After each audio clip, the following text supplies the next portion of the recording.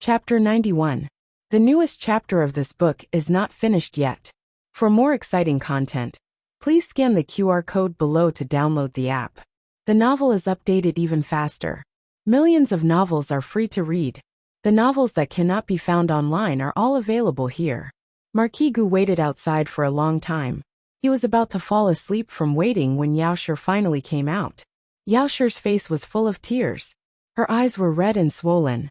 It seemed that she had cried quite hard. Marquis Gu strode forward and held her shoulder. "Wife." Yaoshi nodded and held back her tears. She turned to look at the matriarch in the backyard and bowed to her. "Elder, I'm leaving. Jiao Jiao, please take care of Jiao Jiao."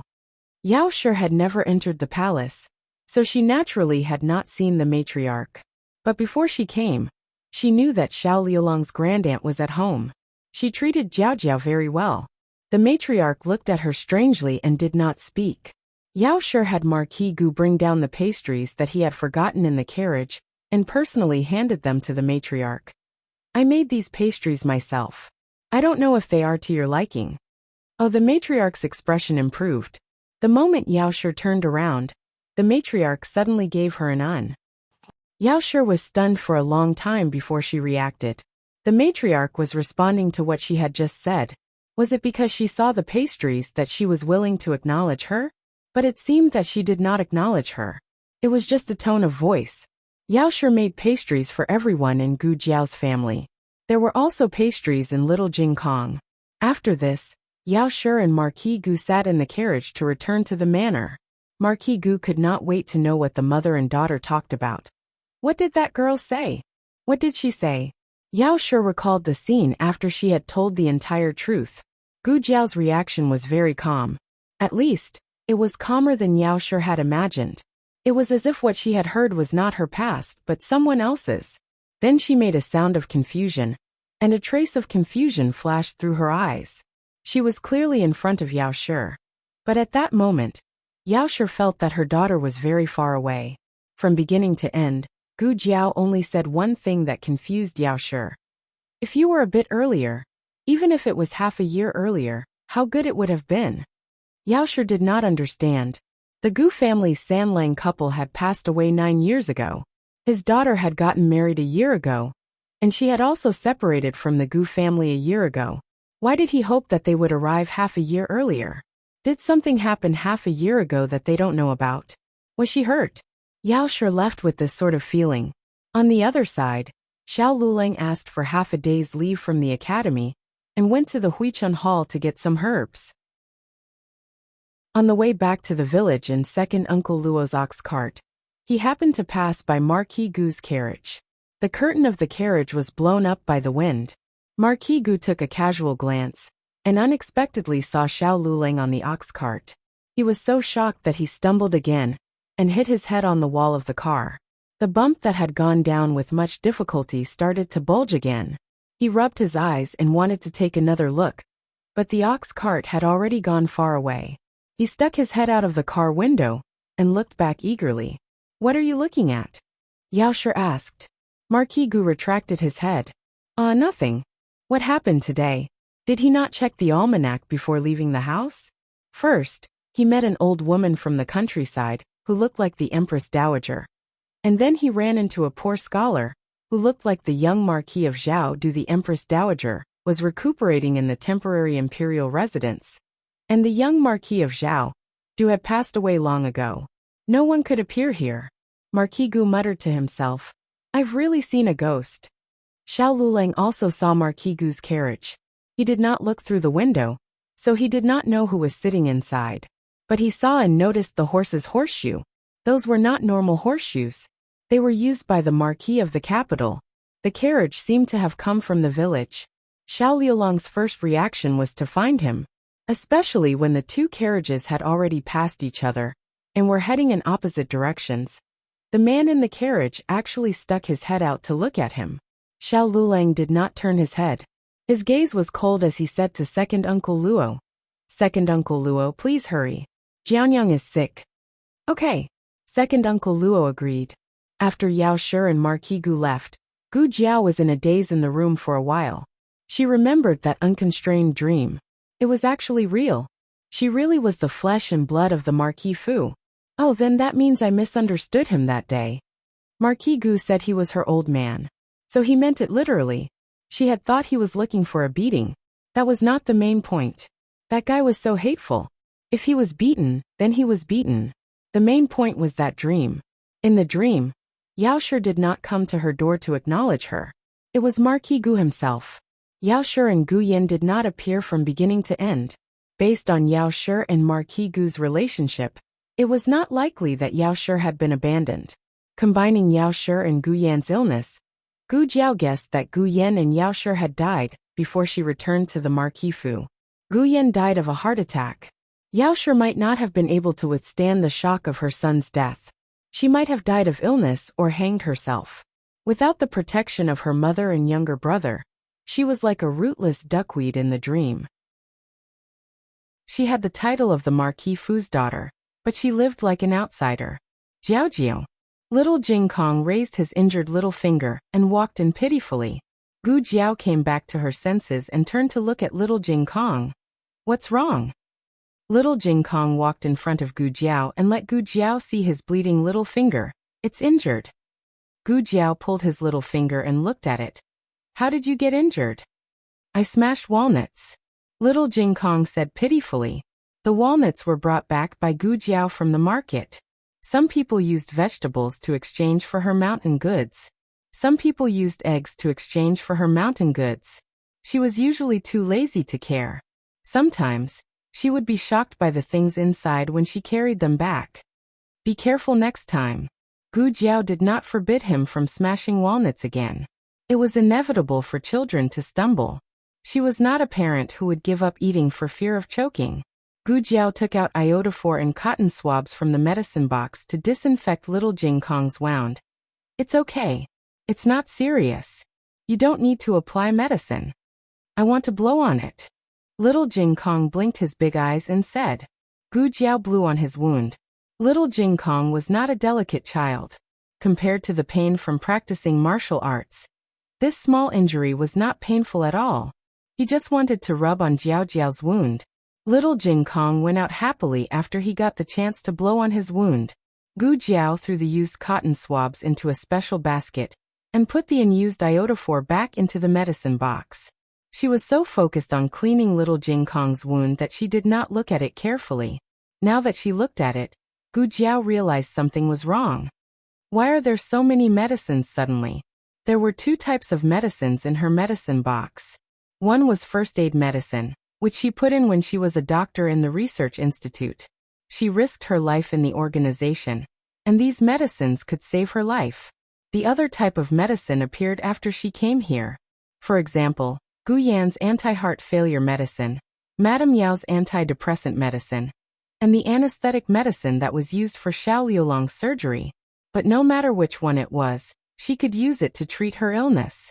Now these 6-flavor Rehmannia pill, 7 steps aphrodisiac tea, nourishing kidney energizing pill, these strange tonics were one thing, but in the most eye-catching position in the center, there was actually a box of bright, shiny raw, medicinal products, lying on the floor.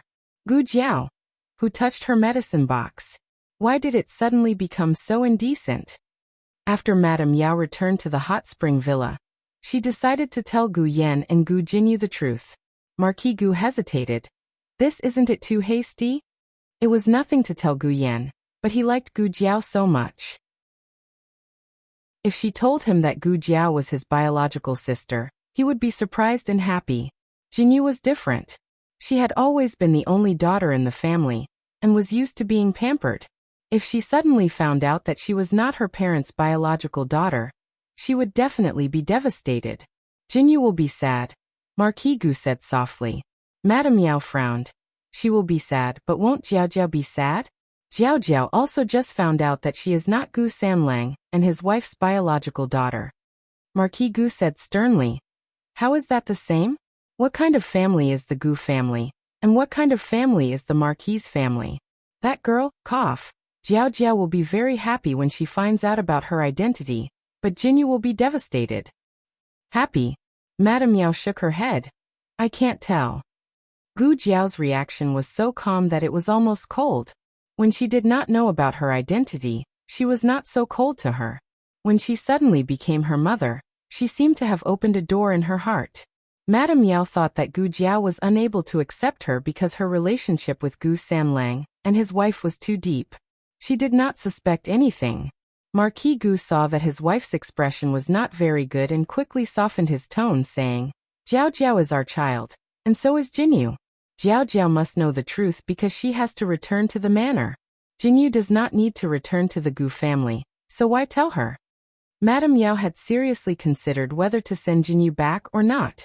To be honest, she had raised Jinyu for so many years and had long developed feelings for him. She naturally could not bear to send Jinyu away. Moreover, Gu Sanlang and his wife had already passed away. Jinyu would be an orphan if he returned. But the final decision was not made by them, but by Jinyu and the Gu family. After all, Jinyu was a member of the Gu family. Even if his parents were not here, his grandparents and uncles were. They had the right to take Jinyu back. Then there was Jinyu himself. If he insisted on going back, she could not stop him. Madame Yao treated Gu Jiao the same. She completely respected Gu Jiao's decision. When it came to the issue of recognizing each other, she treated the two children equally.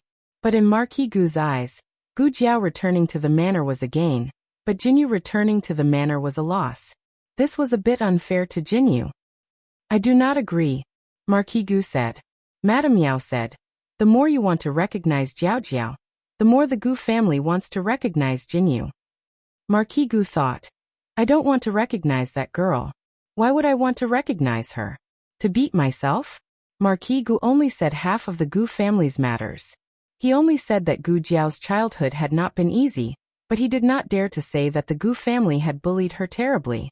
He was afraid that Madame Yao would be sad.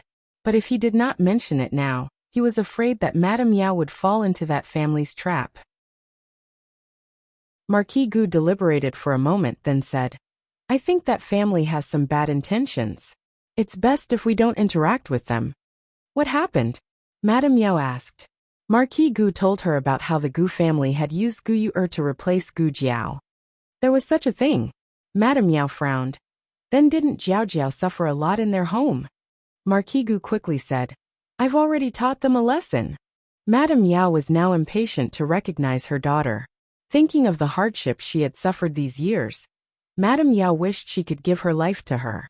Marquis Gu coughed lightly and said, Look at the Gu family's situation. We cannot let Jinyu go back and suffer. Madame Yao said, Of course I won't let her suffer. She is also my child. There were times when she had not treated Jinyu well. She did not understand why she could not be a good mother. Now that she knew the truth of her birth, she was relieved. Jinyu was not her biological child, so she could not dote on Jinyu as much as she did on Gu Yan. But from today onwards, she would continue to dote on Jinyu as a foster mother, with the love of Gu Sanlang and his wife. Madame Yao said, Regardless of whether Jinyu returns to the Gu family or not, she will still be my child. Hearing Madame Yao say this, Marquis Gu was relieved. As long as Madame Yao did not insist on sending Jinyu away, Jinyu would not leave them. That night, the husband and wife called Gu Yan and Gu Jinyu to their room and confessed to them about the mistake.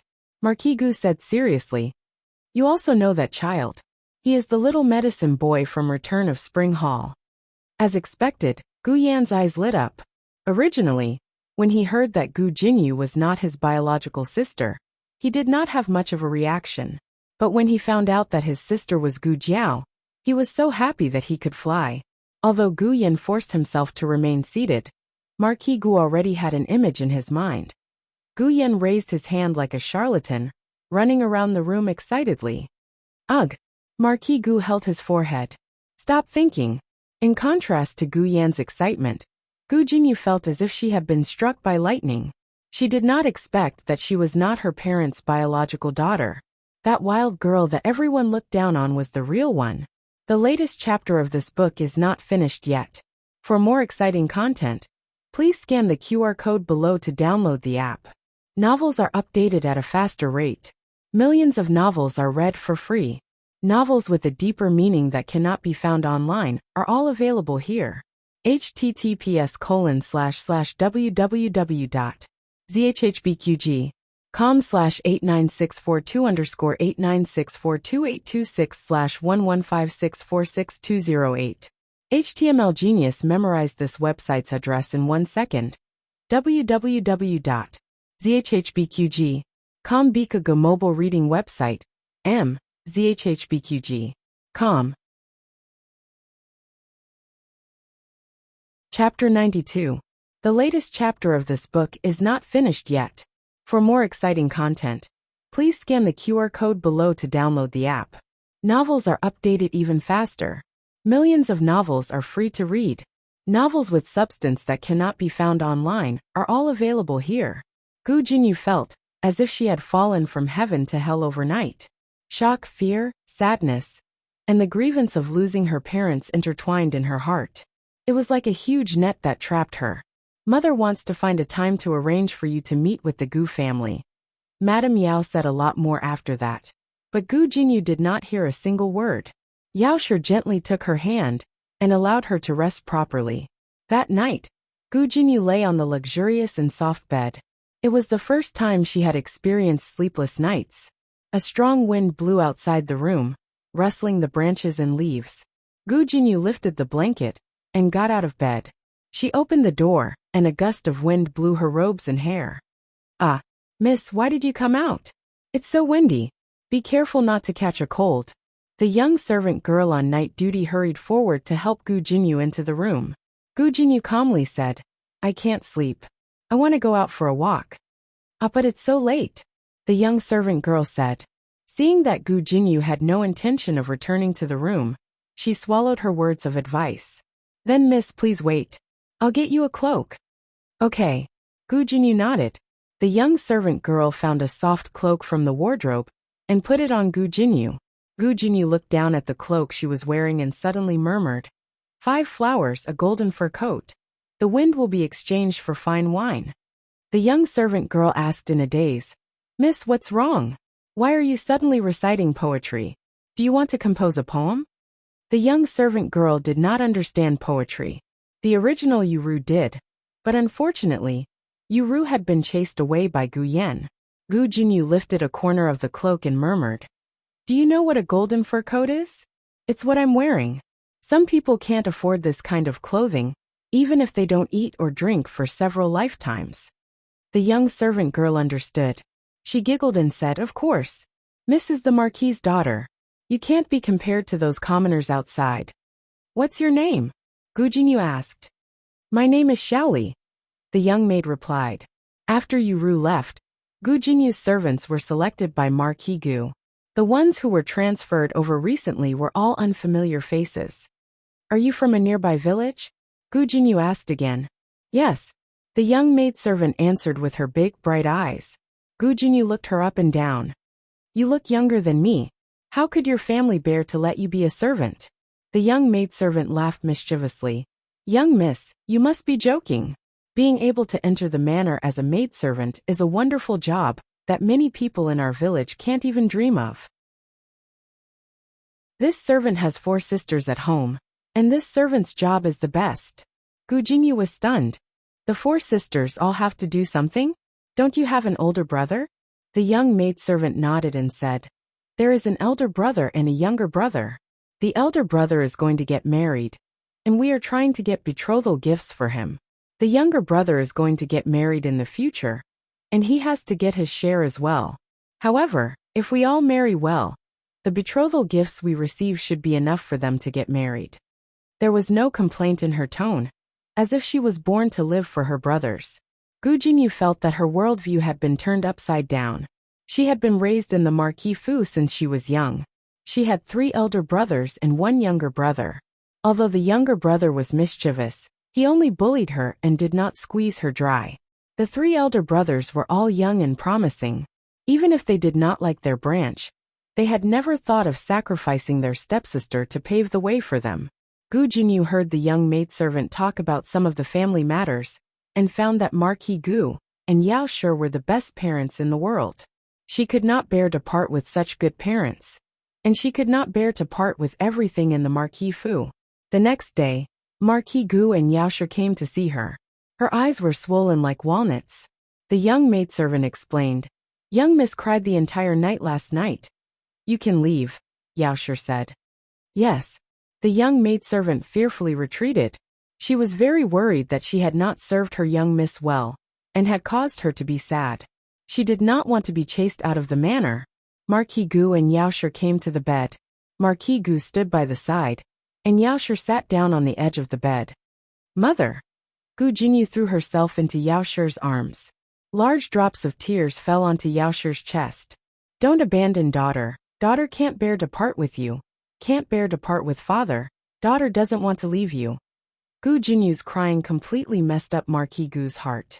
His heart ached as he said, Silly child. When did father and mother say that they did not want you? Your mother and I have already discussed it. The decision is yours. If you want to go back. Gu Jinyu sobbed and interrupted him.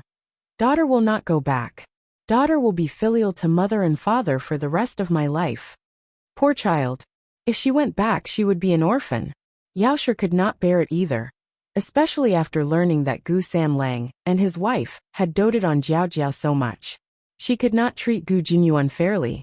She caressed Gu Jinyu's face and said, But even if you don't go back to the Gu family, you should go burn incense for your birth parents. Yes. Gu Jinyu agreed with tears in her eyes. Yaoshi nodded in relief. She stood up and went with Marquis Gu to visit Gu Yan. Gu Jinyu suddenly grabbed her sleeve and said in a choked voice, It's my fault.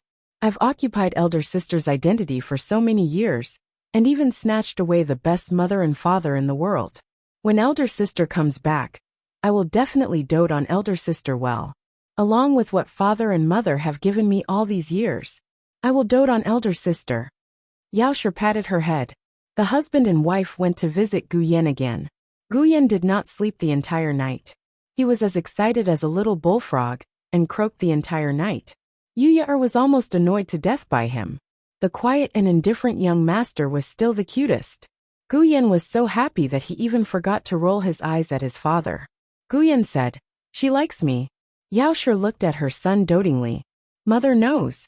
Gu Yan said again, I also like her. Yaoshi smiled and nodded. Yes. Gu Yan sat up straight. I want to go find her. Yaoshi held her son's hand and softly said, Give her some time to digest this. Gu Yan suppressed the 10,000 little ants in his heart. Oh okay. In the village, Gu Jiao did not hide her identity from her family. Xuaningxiang was also present. Because Gu Jiao was injured, the matriarch could not eat Xiao Liulong's cooking. Thus, she called Xuaningxiang over to help cook. After she finished cooking, the matriarch asked her to eat with Go Hua. The old madam asked about Yaoshi and Marquis Gu at the dining table. So Gu Jiao casually told her about their identities, and the fact that she had been swapped.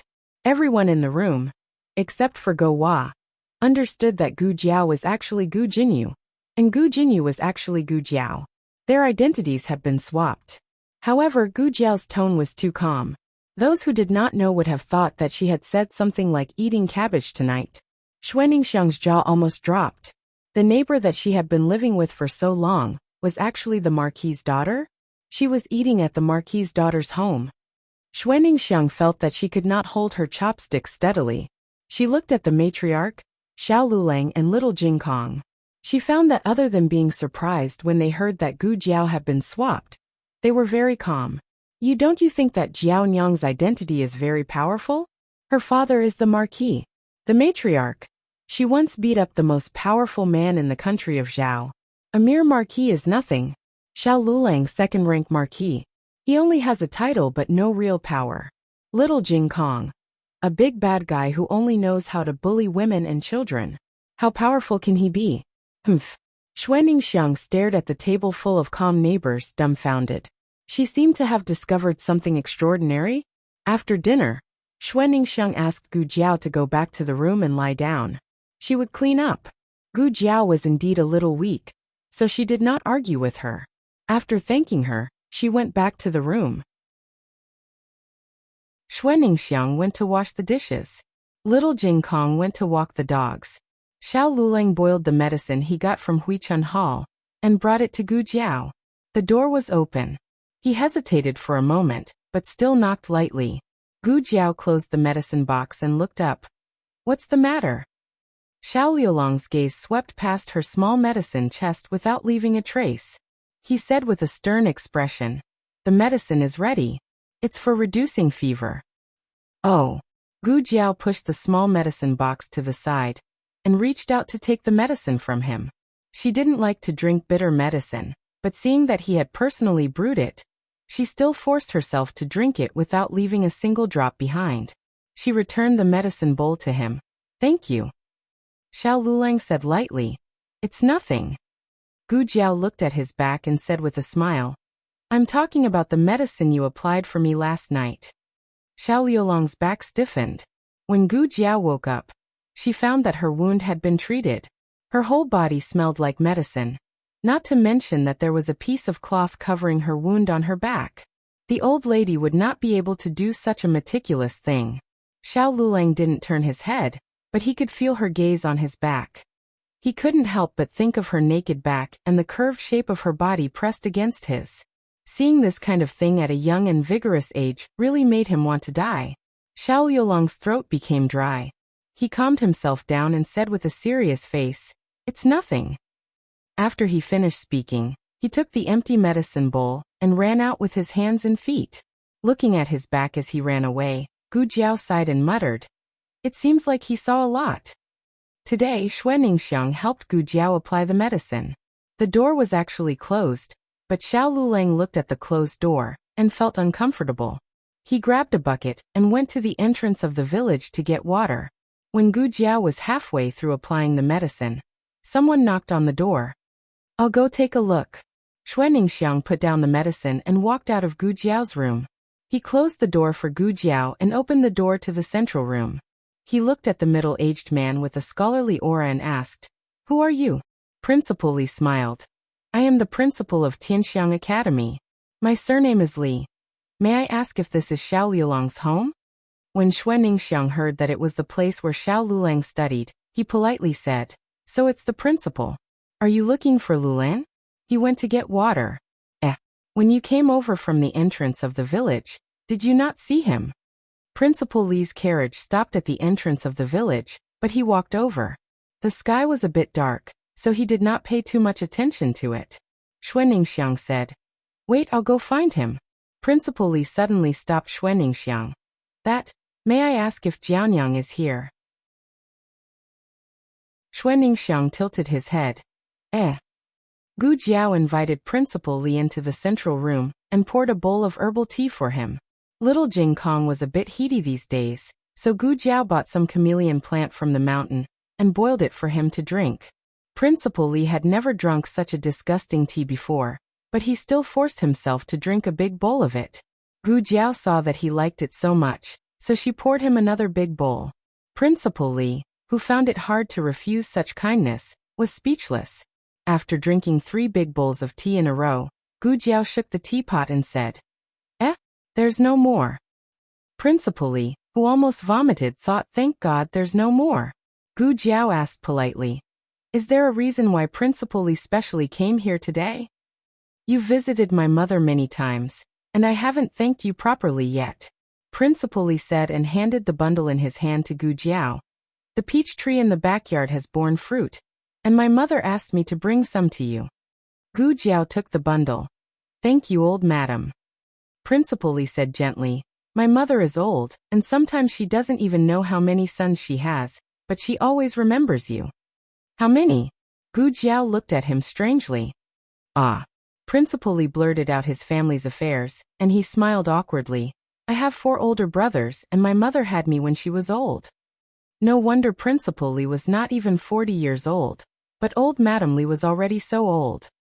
"My brothers are all in the capital, and I haven't seen them for many years."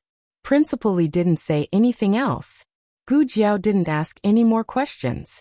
Principal Li said, "There's another thing about Lulang today." Gu Jiao asked, "What's wrong with my husband?" Principal Li replied, "I'm sure you've heard that he passed the imperial examination, but there's something else that I'm not sure if you know about. He originally had the chance to become a Junior 3 scholar, but someone bribed the examiner to change his script, causing him to hand in a blank script for the 3rd round." Gu Jiao's gaze turned cold. This was the college entrance examination in ancient times, and there were actually people who cheated.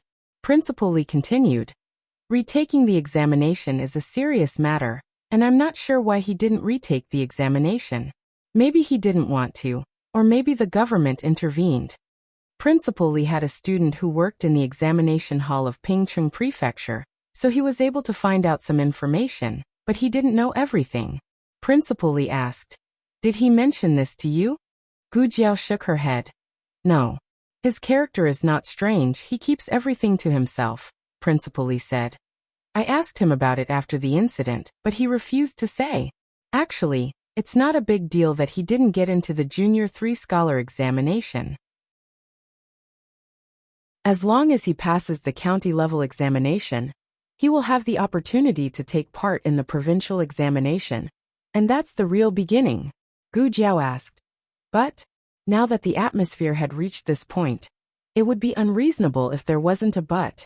Principal Lee sighed and said, "He doesn't seem to be very willing to take the provincial examination."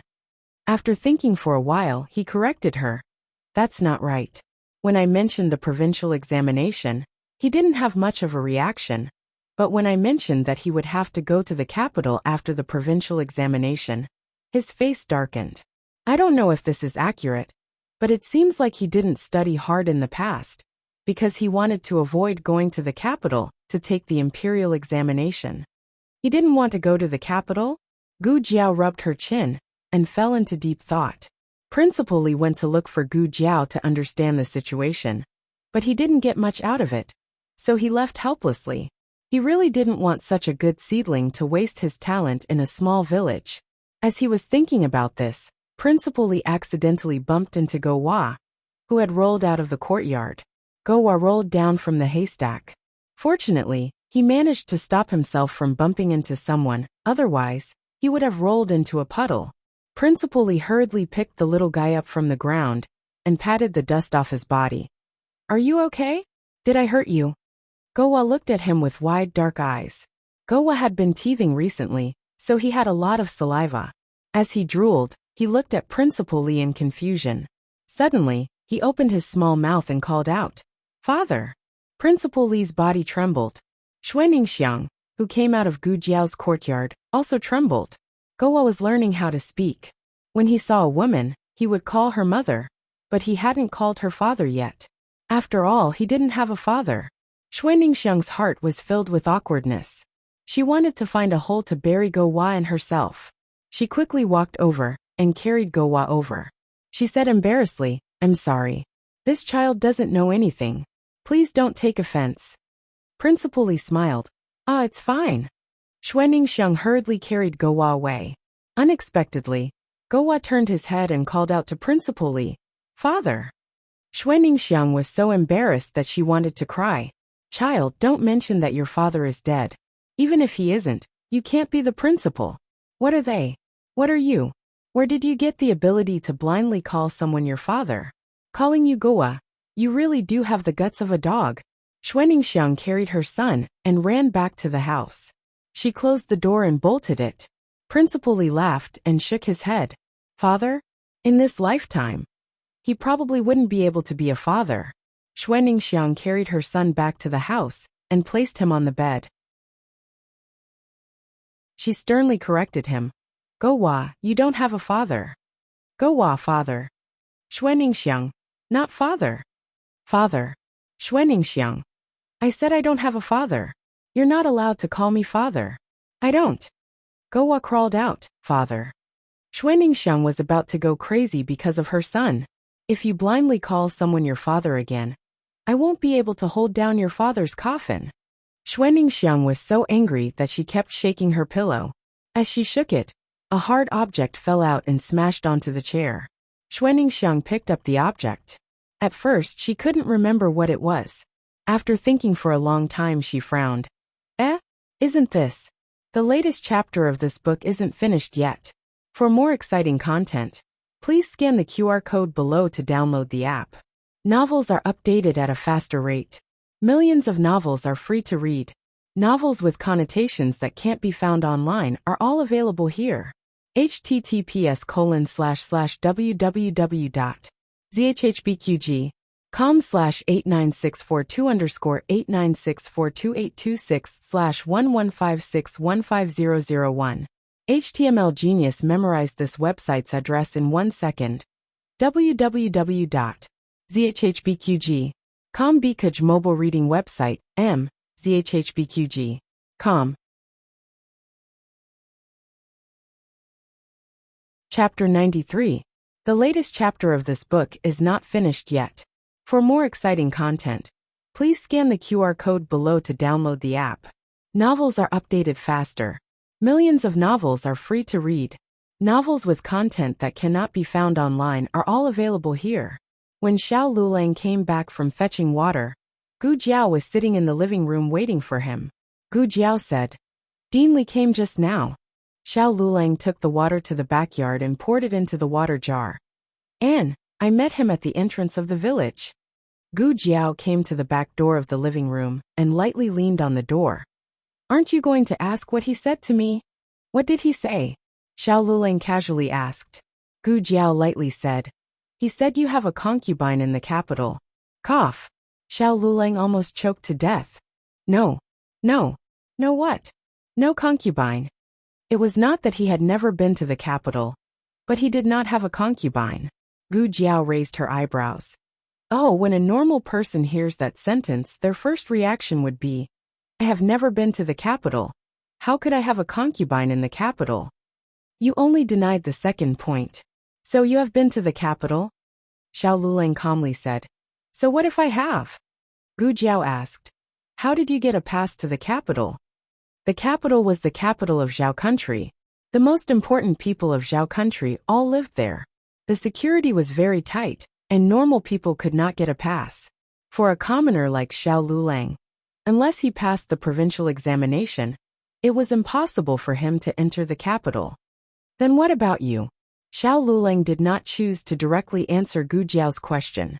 Instead, he changed the topic and pointed the spearhead at her. "What is the matter with your box?" Gu Jiao's pupils shrank. Good fellow. He learned to use her secrets to block her mouth. Xiao Lulang walked towards her step by step with his cane, and stopped half a step in front of her. "Tell me where you got your box, and I will tell you how I got a pass to the capital." This was the first time he was so close to Gu Jiao. His breath fell on Gu Jiao's head. Gu Jiao found that he had not only grown taller. Gu Jiao could feel his youthful aura. It was clean and pure. But not only that, he was slowly growing up. He was about to become a real man. His aura was cold and dangerous, like a ferocious beast bearing its fangs. Gu Jiao blinked, and suddenly reached out her little index finger to poke his small chest. "Xiao Lulang." "Ah, I didn't mean." Xue Ningxiang, who had just arrived at the door, covered her face, indicating that she did not see anything. Xiao Lulang and Gu Jiao's posture was indeed a little too intimate. At first glance, she thought that Xiao Lulang had pressed her against the wall and was about to do something to her. It felt good. Gu Jiao poked him again. "Xiao Lulang."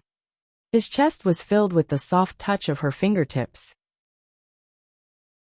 Xiao Lulang's beastly aura disappeared, and he went back to the room with red ears. Xue Ningxiang was in a daze. "Ah, this is the first time I've seen Xiao Lulang like this. What's the matter?" Gu Jiao walked over casually. Xue Ningxiang's gaze fell on her face. They were obviously doing something intimate, but why was Xiao Lulang the one blushing and not this girl? Was there a mistake somewhere? However, Xue Ningxiang did not forget about the matter at hand. She handed a metal tablet in her hand to Gu Jiao. "This is for you." "For me?" Gu Jiao took it, and found that it was a bronze metal tablet. There were no words on the tablet, only a strange emblem. "Yes." Xue Ningxiang nodded and said with some embarrassment. "I found this at the place where Xiao Lulang fainted. At that time, you were too busy picking him up and didn't notice this in the bushes. I secretly hid it and planned to sell it at the market, but my mother-in-law said that it was neither gold nor silver, so it couldn't be sold for much, so I put it aside. If it wasn't for today." Xue Ningxiang awkwardly skipped the matter of Go Wa acknowledging his father, which made her so angry that she shook the pillow. It suddenly fell out of the pillow. "I forgot that I had seen such a thing. A year ago, Xiao Lulang fainted at the entrance of the village, and it was Xue Ningxiang and Gu Jiao who found him together. Xue Ningxiang went to the village to call for help, and Gu Jiao directly carried him back. When Xue Ningxiang brought people over, Xiao Liulang's figure was long gone. However, Xue Ningxiang saw a heavy tablet left in the bushes. Xue Ningxiang said, "I'm not sure if this belongs to Xiao Lulang, why don't you ask him?" Gu Jiao suddenly thought of something. On the first day she transmigrated, Xiao Lulang sneakily rummaged through her room. Could it be that he was actually looking for this thing? Ha ha ha, young man. Let's see who reveals whose secret first. Gu Jiao took the bronze tablet back to her room. She was very sure that Xiao Lulang had touched her medicine chest, possibly last night. Her medicine chest could not be opened by outsiders. But she was confused by the fever last night, and forgot to lock it. Did those strange tonic pills and birth control products appear after Xiao Lulang touched her medicine chest? Gu Jiao stared fiercely at the medicine chest. "If you dare to make such a mess appear again, I'll burn you." A cold wind blew, and the medicine chest was as quiet as a chicken. After breakfast, Gu Jinyu packed her things and prepared to leave. She had promised Madame Yao that she would burn incense for Gu Sanlang and his wife. Before leaving, she went to see Madame Yao and Marquis Gu. "If I go to the village, I should be able to see elder sister, right? I want to see her." Madame Yao did not object. But Marquis Gu was worried that Gu Jiao's temper was too fierce, and would bully Gu Jinyu. After all, the two children had some friction before. Marquis Gu had Huang Zhong, and an experienced nanny accompany her. Gu Yan had been excited the entire night, and had only fallen asleep during breakfast. He was now sprawled on the bed, snoring loudly. He was completely unaware that he had missed the opportunity to go to the countryside. Gu Jinyu sat in the carriage. The servant girl and nanny sat in another carriage. Huang Zhong led a few guards on horseback to protect Gu Jinyu. On the way, Gu Jinyu lifted the curtain of the carriage window and looked at Huang Zhong, who was riding beside her. She said amiably, "Lord Huang, you've seen my elder sister. What kind of person is she?" This, Huang Zhong could not say. An unfilial daughter with a violent temper, who pressed the Marquis to the ground? Huang Zhong clenched his fists and coughed a few times. "Although I've seen eldest miss, I haven't spoken to her." Gu Jinyu smiled regretfully. "Me too. I haven't spoken to her seriously. If I had known that she was my elder sister, I would not have treated her that way. I'm so foolish. I don't even recognize my own elder sister." Huang Zhong thought, "She's not your biological daughter. Of course you don't recognize her. Look at the young master. Didn't he get close to eldest miss after just one time? It's not the same whether you're her biological daughter or not." He did not dare to say these words. Currently, the matter of the two daughters had not spread in the manor. Only he and his masters knew the truth. But the truth could not be concealed. It all depended on how the Marquis and Madame told the outside world. Huang Zhong had been here several times, and had already heard all the news in the village, including the location of Gu Sanlang and his wife's grave. Gu Sanlang had died a violent death. According to the village rules, he was not allowed to be buried in the ancestral grave. His grave was very far from the Gu family's treasured land. Madame Su was buried next to him. It was said that Madame Su had requested it before she died. The carriage stopped at the entrance of the village. The procession was rather grand. In addition, the fairy-like Gu Jinyu had come. It inevitably attracted the attention of the villagers. Gu Jinyu had brought along an aide, and was accompanied by a respectable maid and granny. The villagers had never seen a daughter of a wealthy family from the city. Their eyes could not move. "Miss, be careful of your steps." The village roads were not easy to walk on. Huang Zhong was afraid that this delicate daughter would trip and fall. Gu Jinyu held on tightly to the maid's arm. This kind of bumpy dirt road was really a waste of her wealthy feet. After the group of people walked away, the villagers began to discuss. Who are they? I don't know them. That man seemed to have come to our village a few times, and asked around about the Gu family. Look, they're heading towards Gu Sanlang's grave. Could it be the Su family? The Gu family did not have such respectable relatives. The villagers could only guess that it was the Su family. Madame Su was not from the village. Her family was better off than the Gu family, and could be considered half a city dweller. But after Madame Su passed away, the Su family had cut off all ties with the Gu family. When Gu Jinyu arrived at the grave, she saw a person standing at the grave. She was dressed in coarse hemp, and had a slender figure. She wore a bamboo hat and carried a small basket on her back. Sis. Gu Jinyu asked tentatively. Gu Jiao paused in the act of bending down to remove weeds. She calmly straightened her body and turned her head to look at Gu Jinyu. Gu Jinyu immediately revealed a joyful smile. Sister, it's really you. Gu Jiao glanced at her strangely. She ignored her and continued to bend down to remove weeds. Ever since Gu Jiao had discovered that there was a lot of weeds at the grave on the anniversary of Gu Sanlang and his wife's death, Gu Jiao had regularly come over to remove weeds. Gu Jinyu was ignored, but she did not back down. She let go of the maid's hand and walked towards Gu Jiao. However, her pair of exquisite embroidered shoes simply couldn't walk on the path of the tombstone, and she almost sprained her ankle. Miss, be careful. The young maidservant and the old maid both supported her. I'm fine. Gu Jinyu glanced awkwardly at Gu Jiao and motioned for them to let go. After that, she became more careful. She lifted her clean skirt and came to Gu Jiao's side. She extended her hand to Gu Jiao. Sister, let me do it. I'm not your sister. Gu Jiao said. You can't do it either. This kind of dirty work was not something a spoiled young lady could do. Gu Jiao would only use a shovel if she needed one. She would directly do the weeds that she did not need. Gu Jinyu copied her and reached out to pull the weeds.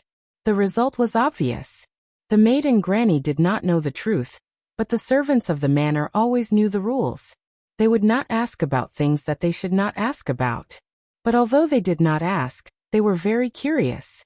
This little village girl was so arrogant. Their miss had lowered herself to call her sister. Not only did she not appreciate it, she even gave their miss a hard time. You can leave first. Gu Jinyu ordered. The maid and granny retreated 3 feet away. You can leave too, Gu Jinyu said to Huang Zhong. Huang Zhong, who was pulling weeds, clapped his hands and also retreated far away. Only Gu Jiao and Gu Jinyu were left on the grave mound. Gu Jiao continued to pull weeds as if no one else was around. Gu Jinyu placed the straw mat and paper money she had brought on the ground. She burned the paper money with a match and knelt on the straw mat, kowtowing 3 times to Gu Sanlang and Madame Su. After that, Gu Jinyu maintained her kneeling position. As she burned the paper money, she murmured, I heard that they were good people when they were alive. They were very good to sister. Gu Jiao finally reacted. She said calmly, Does calling them father and mother burn your mouth? Gu Jinyu choked. Gu Sanlang and Madame Su were very good parents. If they knew that the child was swapped, they would be very sad. They would want to hear their biological daughter call them father and mother. Gu Jiao glanced at her. You don't have to burn paper money.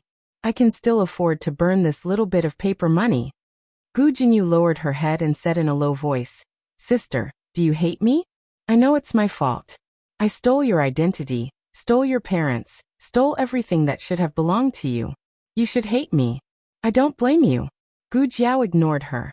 The person who had everything stolen from her had already passed away. Furthermore, it was not appropriate to steal. Gu Jinyu was innocent. She was also the one who had been swapped. She did not hate her, nor did she like her. This person had nothing to do with her. Gu Jinyu did not understand Gu Jiao's thoughts. She only felt that Gu Jiao was blaming her. It was understandable. After all, she had taken advantage of her. She said sincerely, Sister, don't worry. I won't fight with you. You are the eldest miss of the Marquis's household.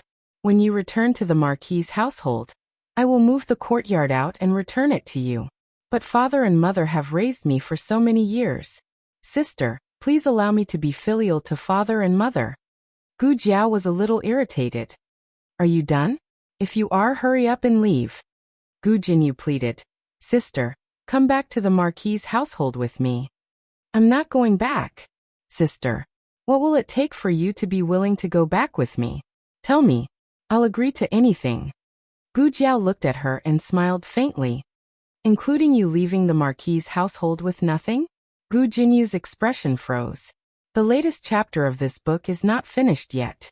For more exciting content, please scan the QR code below to download the app. Novels are updated even faster. Millions of novels are free to read. Novels with connotations that cannot be found online are all available here. https://www.zhbqg.com/89642_8964286/115612040. HTML Genius memorized this website's address in 1 second. www.zhbqg.com Bikugo mobile reading website. zhbqg.com.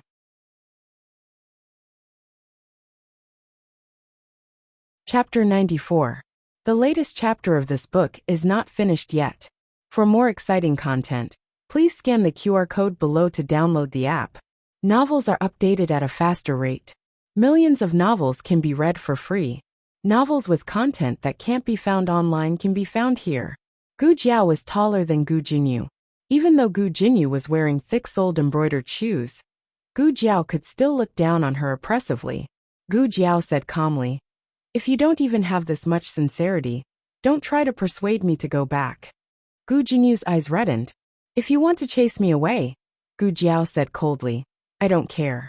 Take whatever you want. Just don't bother me." This was the most Gu Jiao had ever said to a stranger. She was only so patient with people she cared about.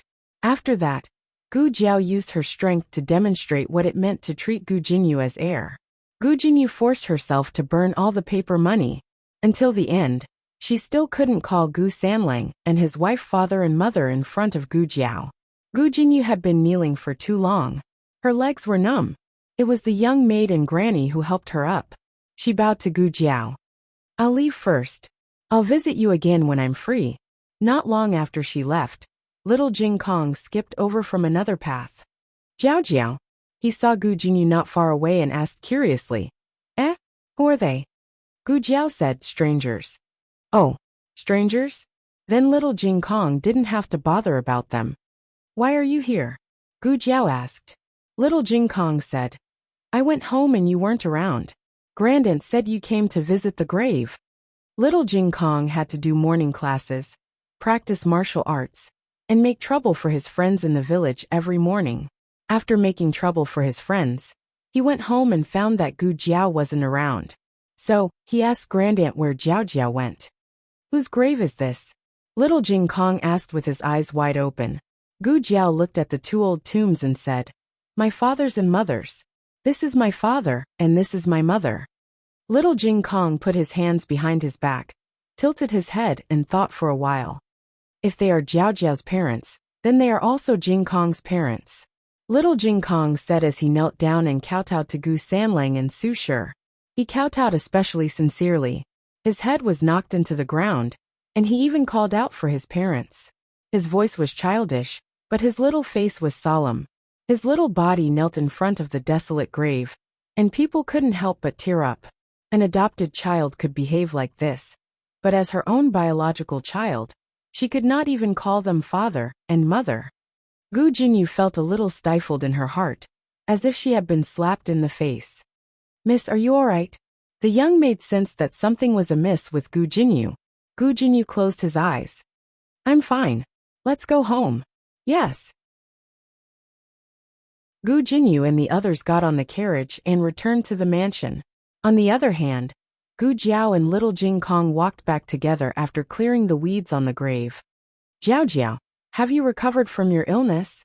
Little Jing Kong held Gu Jiao's hand and asked. "Yes, I'm fine." Gu Jiao nodded. Her fever had subsided, which was good news for her. As for the scab on her wound, it was a common occurrence, so she didn't take it to heart. Little Jing Kong heard Gu Jiao say that she was fine, so he believed that she was really fine. He cheered excitedly.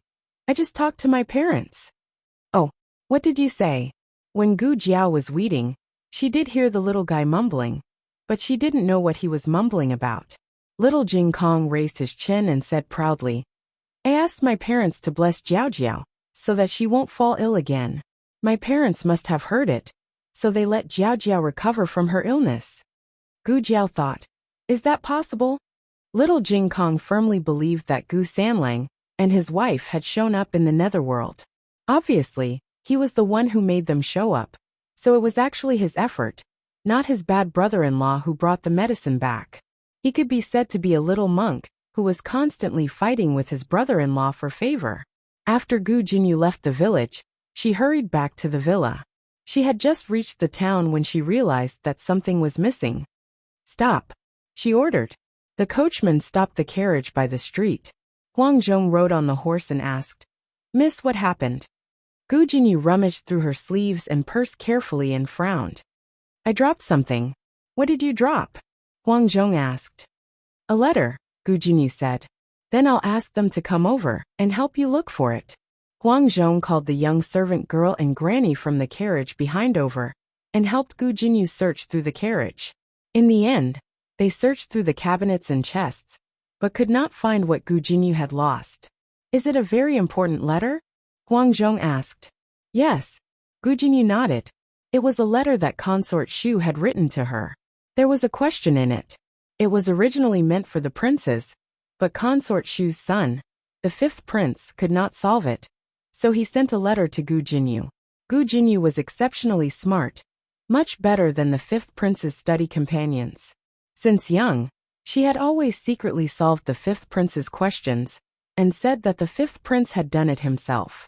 The emperor did not know the truth and really thought that the fifth prince was smarter than the other princes.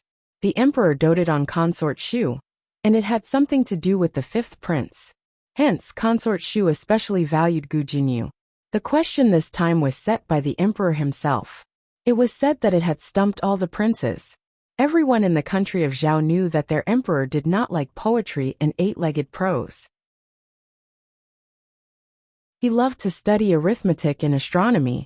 In the letter, Consort Shu had repeatedly instructed Gu Jinyu to help the fifth prince solve the question, and she had to do it quickly. Whoever could solve this problem first would be able to please His Majesty. Gu Jinyu carried the question with her every day. Whenever she was free, she would solve it. But the question set by the emperor was too difficult. She had racked her brains and many geniuses had barely solved half of it. But even if it was only half, she had only managed to solve it after a huge amount of calculation. Today, she had lost the result of all her hard work. Gu Jinyu felt suffocated. She was afraid that she would go crazy if she had to calculate it from the beginning again. Gu Jinyu pressed her chest and said, Could it have been left in the village? I was kneeling there and burning paper money just now. It might have fallen out of my sleeve at that time.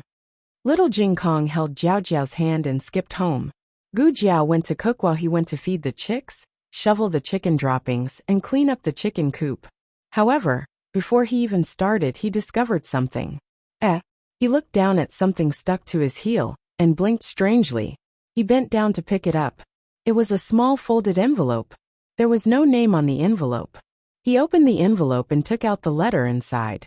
There was still no name or signature on the letter. It was a large piece of white paper filled with numbers. This seems to be a question. Little Jing Kong looked confused. This was a field that he had never studied before, so he did not know how to solve it. More importantly, why did it appear at his feet? He was very sure that his shoes were clean before he went out. Could it be, Father and Mother gave it to me? The more Little Jing Kong thought about it, the more he felt that this was the case. Father and Mother must have heard his prayer and responded to him. He thought for a moment, put the letter into his pocket, and ran into the kitchen. He squatted down and looked at the soles of Gu Jiao's shoes. Gu Jiao was confused by his look. What are you looking at? Little Jing Kong shook his head like a rattledrum. Nothing. Nothing. Father and Mother did not leave a letter for Jiao Jiao. They only left a letter for him. Jiao Jiao did not talk to Father and Mother just now. He was the only one who spoke. Little Jing Kong was more certain that this letter was written to him by Father and Mother in the netherworld.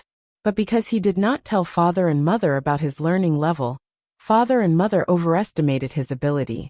In order not to disappoint Father and Mother, Little Jing Kong decided to ask for help. Little Jing Kong returned to the kitchen with a pen and paper. Jiao Jiao Jiao Jiao, I don't know how to solve this question. When little Jing Kong went down the mountain, he brought with him a lot of Buddhist scriptures and some strange questions that were said to be set by his master. His master did not solve some of the questions, but he did not solve some of the questions. When Gu Jiao saw this question, she did not think much about it. She just thought that it was a question left by his master. There was crispy meat in the pot. The temperature of the oil was just right. It could not be too tender or too deep fried. Gu Jiao took some time to solve the question for him. Then, she took out the crispy meat that was fried until it was golden brown. The whole process took less than a minute. Little Jing Kong took the question that he solved and went to Gu Sanlang and his wife's grave. Little Jing Kong was an honest child. He did not hide the fact that he asked Gu Jiao. At the same time, he also recited the Buddhist scriptures that he had learned to Gu Sanlang and his wife. He hoped that they could come up with a question from these scriptures the next time they tested him. Father and mother, have a good rest. I'll leave first. I'll come and see you another day. Little Jing Kong placed the question that he solved in front of the grave. To prevent it from being blown away by the wind, he even found a small stone to press it down. Gu Jinyu and the rest arrived at the entrance of the village. Miss, wait in the horse carriage. We'll go and look for it, the elderly maid said to Gu Jinyu. Gu Jinyu's body was precious. It was best that she did not appear in such a lowly place frequently. Gu Jinyu thought about it and did not refuse. The elderly maid, the young maid, Huang Zhong and the rest went along the road to look for it. You guys look here. Lu and I will go to the grave to take a look. After the elderly maid finished speaking, she brought the young maid to Gu Sanlang and his wife's grave. The young maid suddenly pointed at a stone on the ground. Elderly maid, look, there's something under the stone. The elderly maid's eyes lit up. She hurried forward to remove the stone, only to find that there was only a pile of burning ashes and a piece of paper money that was not completely burned under the stone. That's right. On the way back, little Jing Kong suddenly remembered something. The paper money for his parents had to be burned before they could receive it. It was the same for the question. Hence, he turned back and burned the question that he had solved. This way his parents could receive it. I'm really a clever little devil. Digression. Little Jing Kong, quick, praise me. Praise me. Praise me. Oh, asterisk, asterisk. Oh, the latest chapter of this book is not finished yet. For more exciting content, please scan the QR code below to download the app. Novels are updated at a faster rate. Millions of novels are free to read. All the novels that you can't find online are available here. https://www.zhbqg.com/89642826/115580472. HTML Genius memorized this website's address in a second. www.zhbqg.com Bkj mobile reading website. zhbqg.com.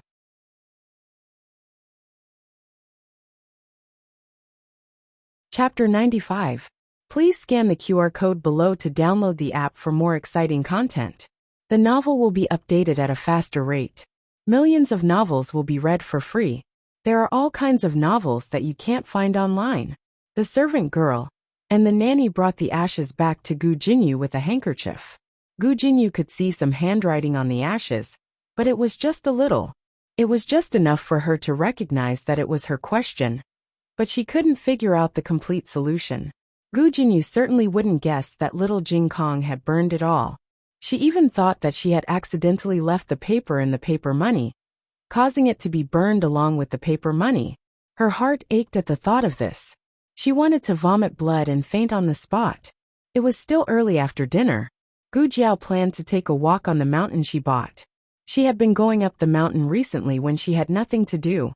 Besides picking herbs and mushrooms, she also memorized the topography of the entire mountain.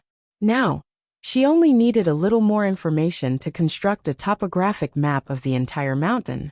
Little Jing Kong heard that she was going up the mountain. He tilted his head and asked her, "Can I go with Jiao Jiao?" Gu Jiao thought for a while and said, "Do you want to go back and see your master and senior brothers?" "Mainly, I want to stay with you. But that's fine too." Little Jing Kong jumped down from the stool and said to Gu Jiao, Then I'll go and see them. The place they were going to this time was quite close to the temple. It was actually on the way. Gu Jiao carried a small basket on her back. Little Jing Kong looked envious, so Gu Jiao made him a small basket too. The small basket contained the gifts he brought for his friends. There were vegetarian meatballs fried by Gu Jiao. There was osmanthus cake, bought by Gu Jiao. There were wild fruits picked by Gu Jiao. Little Jing Kong carried the same small basket as Gu Jiao's and was very proud. He went to his grandmother's house to show off, then went next door to show off in front of Xuanningsiang and Go Hua. Then the siblings went up the mountain. Little Jing Kong might be young and small, but he could endure more hardship than most children. He had to walk such a long way to the other side of the mountain, but he still persisted. On the way up the mountain, he kept running forward with Gu Jiao following behind him unhurriedly. When they were halfway up the mountain, he finally ran out of energy and collapsed on the steps like a little salted fish. Gu Jiao carried little salted fish Jing Kong up the mountain. At the entrance of the temple, little Jing Kong, who had recovered his strength, waved at Gu Jiao. Jiao Jiao, go ahead. I'll look for Jing Fan, Jing Xin and Jing Shan myself. Yes. Gu Jiao watched little Jing Kong enter the temple and greet a monk warmly. He even called him senior brother Jingshan. Only then did she feel relieved, and went to measure her own mountain. She spent a lot of money to buy this mountain, but the more she went there, the more Gu Jiao felt that it was worth it. There were so many wild herbs and beasts all over the mountain, and they all belonged to her. She was probably lucky today. She dug up 2 ginseng along the way. They were not very big ginseng, but they were enough to make chicken soup. For some reason, Gu Jiao suddenly remembered the trap she set in the forest. However, no one should be so unlucky this time. Unexpectedly, just as this thought flashed through her mind, there was a movement in the forest. It seemed that something really fell down. Over there was the trap she set. It can't be so coincidental. Gu Jiao raised her eyebrows. Maybe it was a big worm? A wolf would be fine too. Gu Jiao was full of expectation to harvest her prey, but when she went there, she took a look. This time it was a person again. Gu Jiao was a little confused. She set traps to catch wild beasts. Why was it always a person who fell into her trap? However, this time it didn't seem to be an ordinary person but a monk. He was wearing a grayish-white monk's robe and had a slender figure. He was holding something in his arms. His wrist bone was exposed outside his sleeves, and it was as white as jade. Perhaps because he heard the movement on the ground, he raised his head, and an unworldly face entered Gu Jiao's line of sight. This monk had a pair of long and narrow peach blossom eyes, and there was a mole under his right eye. She couldn't tell how old he was, but he looked very young. Gu Jiao sighed inwardly. In this world, even monks were so beautiful? Could it be that the monsters in the forest had turned into spirits and came here to charm women like her? Gu Jiao looked at him warily. He curved his thin red lips and smiled. Young benefactor, can you pull this poor monk up? His voice was also very pleasant to the ears. There was a kind of ethereal feeling that came from a deity. Gu Jiao thought for a moment, then took out a rope from her basket and pulled him up. Only then did Gu Jiao realize that he was holding a white and tender little rabbit in his arms. And in the trap he had just been in, there was the corpse of a venomous snake lying there. Gu Jiao looked at the poisonous snake, then looked at the little rabbit in his arms. Did you fall into the trap to save this little rabbit? He nodded with a smile. His smile was very gentle, but it wasn't the motherly gentleness of Yao Shi. It was a gentleness that made people feel dizzy and blush. Unfortunately, Gu Jiao wasn't shy by nature. Because he was handsome, Gu Jiao looked at him a few more times. However, Gu Jiao's heart was very calm. Gu Jiao heard him say this and said, "You're quite kind." Before he could finish his sentence, he saw the other party pull out a dagger and kill the wild rabbit with one slash.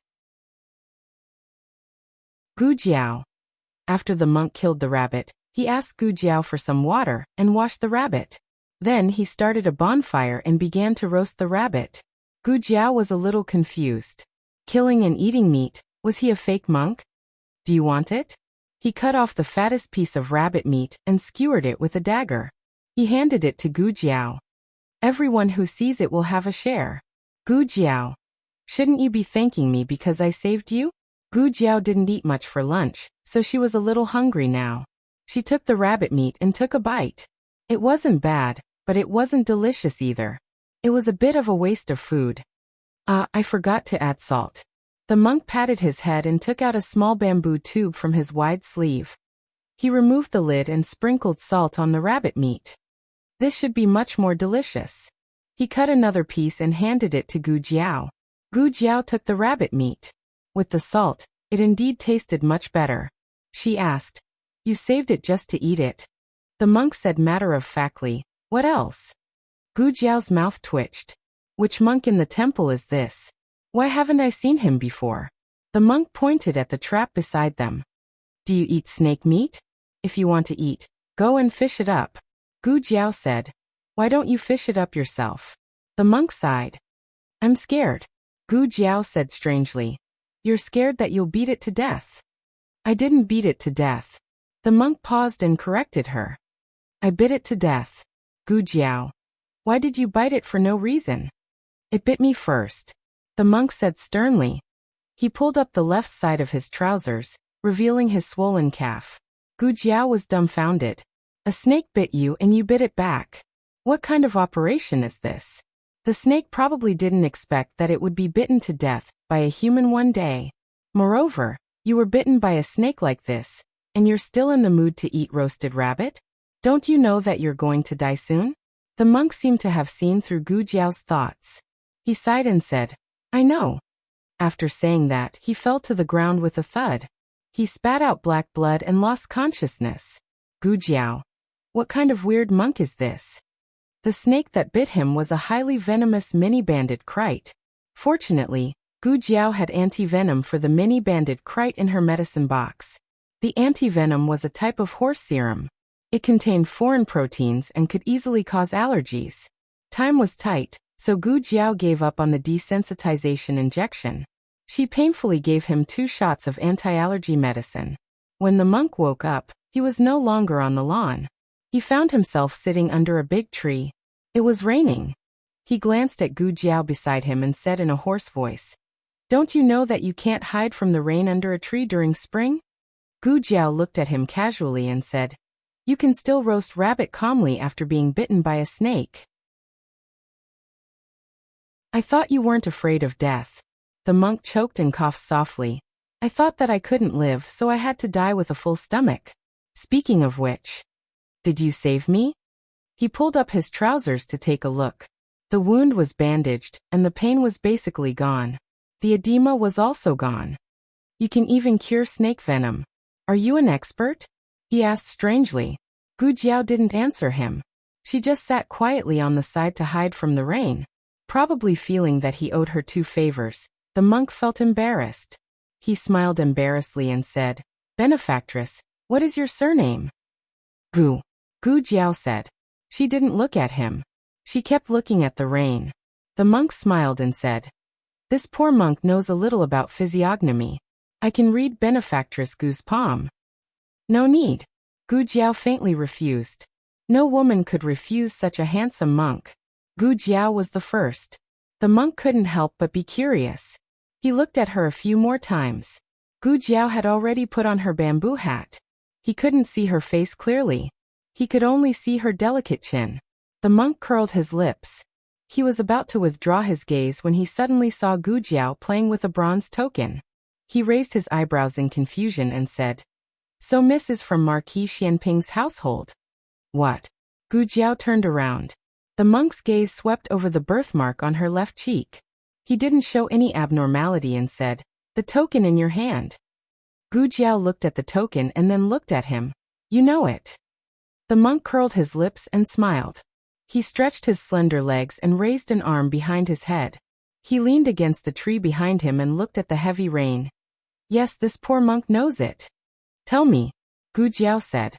The monk looked at Gu Jiao playfully. "So you don't know it? Then how did you get this token?" "I picked it up," Gu Jiao said. "Phew." The monk's expression became more playful. His beautiful peach blossom eyes narrowed into 2 crescent moons. It was like the spring water, full of charm. "Then your luck is really good." You were able to pick up such a valuable thing." As he said this, he withdrew his gaze from Gu Jiao and continued to look at the heavy rain that would stop at an unknown time. Marquis Xianping's household is an aristocratic family with hundreds of years of history. It is a relative of the imperial family. It is a tyrant in the capital. It has produced 3 emperors and an empress. What does Benefactor Gu want to hear? Gu Jiao didn't ask him how a monk deep in the mountains could understand the situation in the capital. She only said, "Anything is fine." The monk smiled and said, "Then you want to hear everything." Unfortunately, the matters of Marquis Xianping's household can't be finished in 3 days and 3 nights. Does Benefactor Gu want to ask about people or interesting things? Gu Jiao thought for a moment. People. Master or servant? Up to you. The monk's smile deepened. You are clearly the one asking for information. How can you ask me? Fine, if you really want to ask about servants, I don't know either. Let's start with Marquis Xianping. This Marquis title was inherited from the old Marquis. Marquis Xianping is the eldest son of the family, and also the son of the first wife. It is only natural for him to inherit the family business. There is nothing to say. He has a younger sister of the first wife and a younger brother born of a concubine. The younger sister is the current empress and the younger brother is the great general of Wei Yuan. I forgot to mention. He also married the princess of Xinyang. He and the princess of Xinyang had a son. That was an amazing son. It is a pity that he died young. Just these people? Gu Jiao asked. There are also a few sons of concubines. They are not enough to reach the apex. As the monk spoke, he once again looked at Gu Jiao with a smile. This time, there was a hint of warning in his smile. Girl, if you picked up this token, then so be it. Don't flaunt it everywhere. It will easily attract a fatal disaster. Also, don't get involved with the people of Marquis Xianping's household. It will also attract a fatal disaster. When he became serious, even the way he addressed her had changed. Gu Jiao did not pay attention to his warning. She was never a person who would allow others to judge the risks. However, this Marquis Xianping's household sounded very powerful. Why would Xiao Lulang have the token of Marquis Xianping's household? What was his relationship with Marquis Xianping's household? Then if Gu Jiao was halfway through her words when she suddenly realized something. Turning her head, she discovered that the monk who was chattering beside her had suddenly disappeared. What was even more bizarre was that Gu Jiao did not know when he left. Gu Jiao had been in this strange world for so long, and this time she had really met an expert. Gu Jiao looked at the place where the monk had just sat. There was a word written with a finger. Xiao. Gu Jiao pondered. Marquis Xianping's household is surnamed Xiao? Xiao Liulang's surname was also Xiao. How could it be so coincidental? The latest chapter of this book is not finished yet. For more exciting content, please scan the QR code below to download the app. Novels will be updated even faster. Millions of novels will be read for free. Novels with connotations that you can't find online are all available here. https://www.zhhbqg.com/89642_896/115578200. HTML Genius memorized this website's address in 1 second. www.zhhbqg.com Bikuga mobile reading website. zhhbqg.com.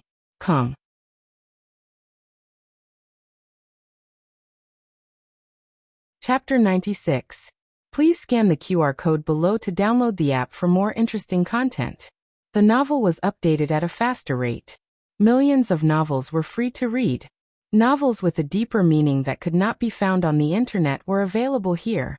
Not long after the monks left, the rain stopped. Gu Jiao went to the temple to pick up little Jing Kong. Little Jing Kong spent a happy and fulfilling day at the temple. To be exact, it was half a day. He met the gentle and considerate senior brother Jing Qin, several other senior brothers, the abbot and his former playmates Jing Fan, Jing Xian and Jing Shan. As the abbot and his senior brothers were busy, he spent the most time with the 3 little monks. Since there was no Jing Kong to fight for food, the 3 little monks were well nourished and were all rounder than before. Little Jing Kong was no longer the little Jing Kong he used to be. He had changed out of his monk robe and was wearing the clothes of a commoner. Little hair also grew on his little bald head. He was actually the youngest among the little monks, but he was the first to speak, and he was the best at it. In the end, even the abbot could not out-talk him. He proudly showed his little face to the little monks. "Do you see little Yaya? Jiao Jiao gave it to me." I see it, Jing Fan said. "I see it too," Jing Xian said. Jing Shan was confused and thought for a while, then said slowly, "Then, I see it too." Little Jing Kong was very satisfied. "Will Yaya grow into little Fafa flower?" Jing Fan pointed at his little face and asked. Little Jing Kong paused and shook his head. "I don't think so. They will only grow into kisses and stay on my face forever." "Can they be eaten?" Jing Fan asked. "No," Little Jing Kong said. Since they could not grow into beautiful Fafa flower and could not be eaten, the three little monks instantly lost interest in kissing little Yaya. However, there was something else in Little Jing Kong. Little Jing Kong decisively took out a can of vegetarian meatballs that Gu Jiao had packed for him. After opening the lid, a crisp smell of scallion oil drifted out and almost filled half of the courtyard. The young monks were all stunned. Jing Fan's eyes widened. What smells so good?" The three of them were drooling. Little Jing Kong wanted to eat meat, but he couldn't. Gu Jiao thought of a way to make vegetarian meat with tofu and other ingredients. He could eat whatever his family ate. For example, when his family ate roast duck, he also had roast duck. When his family ate sausage, he also had sausage. When his family ate braised pork, he also had braised pork. Recently, his family had been eating meatballs, so he had his own Jing Kong meatball. Little Jing Kong ate a small meatball in front of his friends. His strength shocked them. The young monks were stunned once again. "Why you? Are you eating meat? You're not dizzy anymore? Oh my god, this is too scary." "Senior brother, I want to go home." Little Jing Kong was not a mischievous child. After showing off, he confessed the truth about the meatball. "It's vegetarian meat. Jiao Jiao said that monks can also eat it." The three young monks were hesitant at first. They were afraid that they would be tricked by Jing Kong into breaking their precepts. In the end, the eldest of the three, Jing Fan, had a taste of the meatball with the spirit of sacrificing himself. Then it was out of control. Little Jing Kong, who had always been snatching food from others, encountered the first snatching of food in his life. He was stunned on the spot for 3 seconds. He, the little expert of snatching food in the temple, who had been focused on snatching food for 3.5 years, was snatched by others one day? Not only were the vegetarian meatballs snatched, but even the pastries and wild fruits were not spared. The three defeated opponents in the past seemed to have mastered all their skills in an instant, and Little Jing Kong was defenseless. Little Jing Kong beat his small chest with his small fists. Sooner or later, he would have to pay for what he had done. The three young monks only found out today that the food at the foot of the mountain was so delicious. They suddenly wanted to go down the mountain. What should they do? Putting aside the snatching of food, the four of them got along quite well. Little Jing Kong described his life at the foot of the mountain to them. After learning that he was taking in his brother-in-law every day, Jing Fan asked, "Whose brother-in-law? Your father?" They were still young, and they were not as smart as Little Jing Kong. Therefore, they did not understand what brother-in-law meant. However, the male head of the family seemed to be their father. Little Jing Kong sighed. "He's a temporary father. Jiao Jiao can change him at any time." Little Jing Kong called Gu Jiao Jiao Jiao, but in his heart he treated Gu Jiao as his mother. However, he could not guarantee that Xiao Lulang was his father. After all, according to his observation, this father of his had not been officially promoted yet. He could be fired at any time. As they chatted, they somehow talked about their own homework. Jing Fan said, "We memorized a lot of Buddhist scriptures while you were away. You didn't memorize any of them, right?" Jing Xian agreed. "That's right." Jing Shan nodded. Little Jing Kong raised his eyebrows. "Oh? What did you memorize?" Jing Fan said, "Prajnaparamita Sutra." Little Jing Kong spread his hands. "I memorized it when I was 2 years old." Jing Xin. "Buddha's Medicine Guru Tathagata Sutra." Little Jing Kong shrugged. I memorized it when I was 2 years and 3 months old. Jing Shan said, Rong Rong Yin Sutra. Little Jing Kong picked his ears and sighed helplessly. It's the Rong Yin Sutra, idiot. You even said the wrong name. Are you really memorized it? The little monks' faces turned red. How were they really memorized it? All they did was memorize the names, and it took them a few days to memorize the names. They were so tired that their little heads were about to explode. Sigh, it's boring to talk about scriptures with you. I'll go look for the abbot. Little Jing Kong jumped down the stairs and went to look for the abbot with his short legs.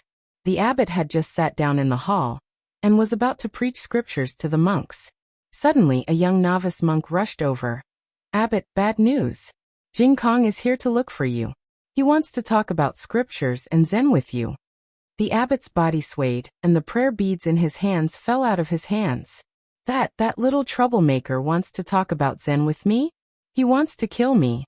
Little Jing Kong had been studying Buddhist scriptures since he was a child. He was curious about everything about Buddhist scriptures. If the abbot said one sentence, he would ask 10 questions. In the end, the abbot couldn't answer him. Everything that has a form is fabricated. If everything that has a form is fabricated, then is the abbot also fabricated?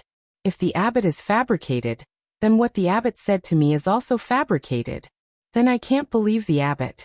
If I can't believe the abbot, then I can't believe the Buddhist scriptures that the abbot told me. The Buddhist scriptures are also fabricated. The abbot thought. Although you are twisting words and forcing logic, I actually feel that it makes sense. The abbot regained his composure with his professionalism and patiently explained the situation to him. After listening, he said, I think what you said is wrong. The abbot said, What's wrong? You are too young to understand. Little Jing Kong said, Buddha is so smart. He must have a way to make me understand. You didn't convey his meaning properly. This is not my problem, it is the abbot's problem. There were many similar conversations. Usually, the abbot didn't persuade him, but he used his own logic to lead the new monks in the temple astray. The fear of being dominated by Little Jing Kong welled up in the abbot's heart and made him feel uncomfortable. When Gu Jiao finally came to pick up Little Clear Sky had successfully questioned all the monks in the hall with her own strength. Black smoke was rising from their heads. Abbot, I'm leaving. We can discuss this next time. Little Jing Kong turned his head and waved his other hand at the abbot. One of his hands was held by Gu Jiao. The abbot, who wished he could die on the spot, was ashen-faced. Please don't come. The brother and sister went down the mountain hand in hand. Little Jing Kong was restless and wanted to run down the mountain. However, it had just rained and the road was slippery. Gu Jiao was worried that he would roll down the mountain like a little winter melon, so she didn't dare to let go. Did you have fun today? Gu Jiao suddenly asked. Yes. Little Jing Kong said cutely and raised his little hand to count. Today I saw Jingxin, Jingfan, Jingshan, Senior Jingchen, and the abbot. He said a lot of things, basically telling him everything he saw in the temple. You didn't see your master? Gu Jiao asked. Little Jing Kong sighed. He appears and disappears mysteriously. He is rarely on the mountain. Old man? Gu Jiao thought of the strange monk in the forest. That monk was very young, so he couldn't be the old man that Little Jing Kong was talking about. What Gu Jiao didn't know was that Little Jing Kong was only referring to his own age. His master was actually not that old. He was more than 20 years younger than the abbot. Gu Jiao asked again. Then are there any good-looking monks in the temple? The best-looking ones. That monk was almost as good-looking as Xiao Lulang. There was probably no other monk like him in the world. Yes. Little Jing Kong raised his head solemnly and pointed at himself. Me. Gu Jiao was speechless. Gu Jiao said. Except for you. Little Jing Kong said firmly. Then there's no one else. I'm the best-looking monk in the world. Except for me, no one else is good-looking. His master wasn't good-looking either. Because his master said that he was the best-looking monk in the world, Little Jing Kong thought that he was the best-looking monk, so he would never admit that his master was good-looking. Gu Jiao said, was that person not a monk in this temple? Digression, monk, little brat. Who are you saying is not good-looking? The latest chapter of this book is not finished yet. For more exciting content, please scan the QR code below to download the app. Novels are updated faster. Millions of novels are free to read. All the novels that you can't find online are available here. https://www.zhbqg.com/89642_896/115546733. HTML Genius memorized the website's address in 1 second. www.zhbqg.com Bikuga mobile reading website. zhbqg.com.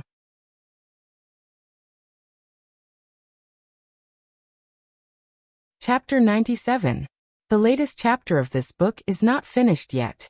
For more exciting content, please scan the QR code below to download the app. The novel will be updated more quickly. Millions of novels will be read for free. There are all kinds of novels that can't be found online. When Gu Jiao and little Jing Kong went down the mountain, Xiao Luleng had already returned from the academy. Gu Xiaoshun had been living in the academy recently. First, he had completely fallen out with the Gu family. Second, he was obsessed with the knives that Xiao Luleng brought him.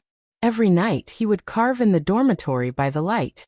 As for Xiao Liulong's safety, he didn't have to worry about it. Recently, second Uncle Luo sprained his ankle, so his son De Zhuang drove the ox cart. De Zhuang had a close relationship with Gu Xiaoshun, so he promised to take good care of Xiao Luleng. Xiao Luleng was carrying buckets of water into the house. It was obvious that he was struggling. His legs were inconvenient, so Gu Jiao rarely let him do this kind of heavy work. Gu Jiao walked over and took the wooden bucket from him. "Let me do it." "I can do it," Xiao Luleng said. "You go and make a fire. I'll cook later." Gu Jiao didn't give him a chance to refuse. She decisively took the wooden bucket, carried it with a shoulder pole, added another bucket, and turned to the entrance of the village to fetch water. Little Jing Kong patted his small chest and said, "I also want to help Jiao Jiao to fetch water." After that, he found his personal tools in the backyard, a mini shoulder pole and 2 mini wooden buckets. He imitated Gu Jiao and carried them on his small shoulders, and valiantly went to fetch water. This set of tools was made by Gu Jiao for little Jing Kong. The reason was that he wanted to help, but he couldn't carry a big wooden bucket. So, Gu Jiao made a pair of small, light, and sealed wooden buckets for him. They were also equipped with a small shoulder pole. The amount of water he brought back was less than a big bowl. On the other hand, Gu Jiao spent a lot of time and energy making tools for him. When they arrived at the ancient well, Gu Jiao first filled the small wooden bucket in little Jing Kong with water. Although he was allowed to carry water, Gu Jiao explicitly forbade him from drawing water from the well. Little Jing Kong was very obedient and never went near the ancient well. One adult and one child carried the water back home. Gu Jiao poured 2 big buckets of water into the water tank, and the water level in the tank immediately rose a lot. 2 small buckets of water from little Jing Kong went down. It was as if there was no water at all. However, when little Jing Kong looked at the full tank, he still felt that his 2 handfuls of water were very effective. He was very proud of himself. "What are you laughing about?" It was Xiao Luleng. As soon as Xiao Luleng entered the kitchen, he saw a certain little monk standing on a wooden stool, looking at the water jar with a proud expression. He was just looking at the water ripples. Those who didn't know would think that he was looking at his own small kingdom. Hearing his bad brother-in-law's voice, little Jing Kong's little face became serious. He raised his eyebrows and glanced at him. He snorted coldly and said, I'm working. Xiao Luleng was amused by him and wanted to laugh. "You still know about working? What can a 3-year-old kid do?" Little Jing Kong jumped down from the wooden stool and said angrily, "I can do a lot of things. Much more than you.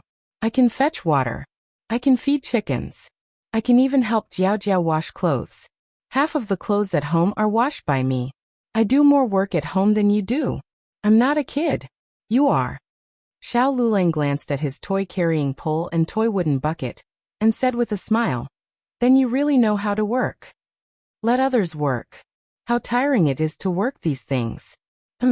In order to prove that he was indeed a little expert at home, Little Jing Kong decisively walked to the wooden tub where the clothes were soaked. He pulled up his trousers, kicked off his shoes, and jumped into the tub. His little feet stepped on the school uniform that Xiao Lulang had just changed out of. Xiao Lulang was stunned. The clothes at home were all washed like this? Little Jing Kong's little feet stepped on the tub happily. He could enjoy the pleasure of stepping on water, even without the rain. He could also wash the clothes while he was at it. He was really a smart and hard-working kid. Gu Jiao walked out. She originally wanted to wash the clothes, but seeing that little Jing Kong was still stepping on the tub, she didn't go over for the time being. Xiao Lulang asked in disbelief. The clothes at home are all washed like this? Gu Jiao nodded. Not only the clothes, the salted vegetables that you eat every day are also stepped on by him. Xiao Lulang was instantly speechless. Haha. Gu Jiao burst out laughing. She rarely laughs so hard, but Xiao Liulong's expression, which looked like he had swallowed a fly, really hit the funny spot of her 2 lifetimes. I'm lying, she said. Why would I let him step on the salted vegetables? Xiao Lulang secretly heaved a sigh of relief. That's good, that's good. Gu Jiao continued. He's so weak he can't step on the salted vegetables well. Xiao Lulang was once again speechless. Isn't it because the salted vegetables can't be eaten?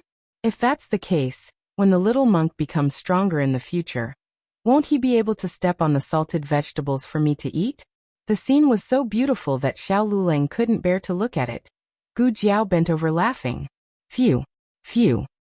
Little Jing Kong was tired and sweating after stepping on the salted vegetables. He went back to his room to drink water. Only then did Gu Jiao walk forward to wash the clothes that had been wrinkled by him. Little Jing Kong wanted to work, so Gu Jiao never discouraged his enthusiasm. At most, she would clean the clothes again every time he finished. Gu Jiao didn't raise him to the level of scientific parenting. She just felt that it was fine as long as he had fun. At this time, Gu Jiao didn't know that the courage and strength of a certain immortal general, who would conquer the 6 countries in the future, came from Gu Jiao's strong childhood. You don't have to spoil him so much. Xiao Lulang said expressionlessly. I spoil you a lot too. Gu Jiao smiled and took out a clean wooden basin. She took out Xiao Liulong's clothes and put them in. Then, she gently rubbed them with her not-so-delicate hands. You don't usually wash your clothes like this. Today you put them in the basin yourself and he saw you. The clothes of the 3 of them were made of coarse linen, so it didn't matter if they stepped on them. Xiao Liulong's school uniform was made of silk and cotton. Gu Jiao used a special wooden basin to wash his clothes and used very little strength. Because it was light, it was slow. Washing one of his clothes was equivalent to washing the clothes of the whole family. But Gu Jiao never said these things.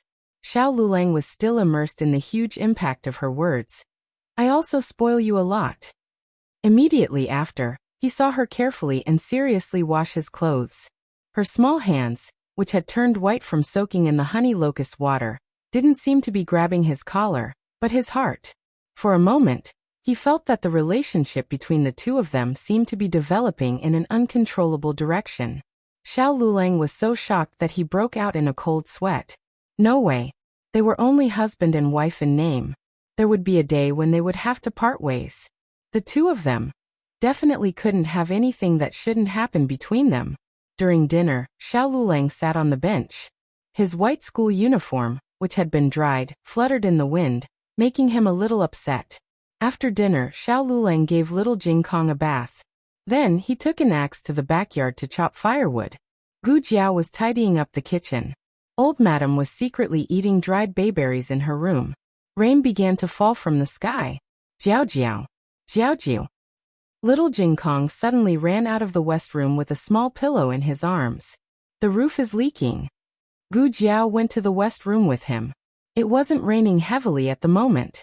The rain in the afternoon should have accumulated on the roof tiles and leaked down because of the wind. The leak was facing their bed, so it wasn't easy to fix it. Moreover, if it rained heavily in the middle of the night, the roof tiles might break. The roof wasn't stable to begin with. It would be bad if it collapsed because of the heavy rain. Gu Jiao said, we can't sleep here tonight. Sleep in my room. I'll fix the roof after the rain stops. Little Jing Kong hugged his small pillow and happily went to Gu Jiao's room. Of course, Xiao Lulang could only fall asleep as well. Fortunately, Gu Jiao's bed was big enough for the three of them to lie down. Little Jing Kong didn't want to share the bed with his bad brother-in-law. After all, his bad brother-in-law was so big that he had to take up a lot of space. He was so small that he could just snuggle in Jiao Jiao's arms. I'm so happy that I can sleep with Jiao Jiao. Little Jing Kong lay down on Gu Jiao's bed happily as he wished. He spread himself out. He was covered with a Jiao Jiao quilt, lying on a Jiao Jiao mattress, Jiao Jiao pillow, Jiao Jiao pillow, Jiao Jiao Jiao Jiao. Little Jing Kong was so excited that he rolled around on the bed. Suddenly, the door was pushed open and a demonic palm reached out towards him, grabbing his waistband and lifting him up. Little Jing Kong was so shocked that his hands and feet fluttered. Great aunt, the old lady said, you'll sleep with me tonight. Little Jing Kong, I don't want to. Old madam, you want it. Little Jing Kong, why? The old lady said, for my little great-grandson. Old madam mercilessly took the little guy back to her room. Little Jing Kong's dream was shattered just like that. First, he had an unreasonable brother-in-law, and now, he had an even more unreasonable great-aunt. His life was so miserable. When Gu Jiao and Xiao Lulang finished their respective tasks, Little Jing Kong had already exhausted all his energy in the battle of wits and courage with the old lady. He tilted his head and started snoring. Gu Jiao didn't say anything. She took a shower and went back to her room to lie down. She had been tired the whole day, so she fell asleep very quickly. After a while, she started to breathe evenly. When Xiao Lulang came back after his shower, she had already fallen asleep on the pillow. An oil lamp was left on in the room for him. Now that the weather was getting warmer, the thick quilt couldn't cover her. She covered half of it and kicked the other half. Xiao Lulang hesitated for a moment, then walked over and pulled the quilt up for her. Then he extinguished the oil lamp and slowly lay down beside her. At first he had his back to her, but his body would easily become numb after a long time. So he turned around. But what he didn't know was that Gu Jiao also turned around and moved her head to rest on his pillow. His lips rubbed against her face without warning. His mind buzzed for a moment before it went blank. It was raining heavily outside the room, and the sound of the rain hitting the roof tiles was loud. However, he didn't hear anything. His mind was filled with the sound of his heartbeat. He subconsciously raised his hand and wanted to push her away, but he didn't push the place. He felt an unfamiliar warmth and softness, and his mind exploded. Gu Jiao slept very well that night. Perhaps it was the effect of the golden sore medicine and the herbs that Xiao Lulang brought back. When she woke up, she felt that her wound didn't hurt at all. However, she found a few drops of dried blood on her pillow. Whose blood is this? Xiao Lulang had already woken up and was preparing the holy fire in the kitchen.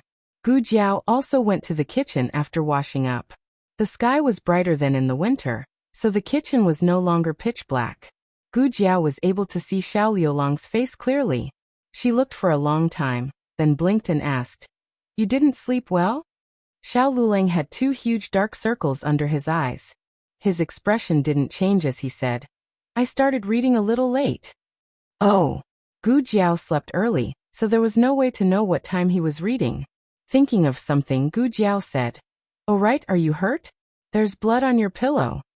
Xiao Lulang said seriously, "It's not my blood." Gu Jiao was puzzled. "Then is it mine? My wound healed a long time ago." Xiao Lulang gave her a deep look and said in all seriousness, "You're heaty and have a nosebleed. I saw it all."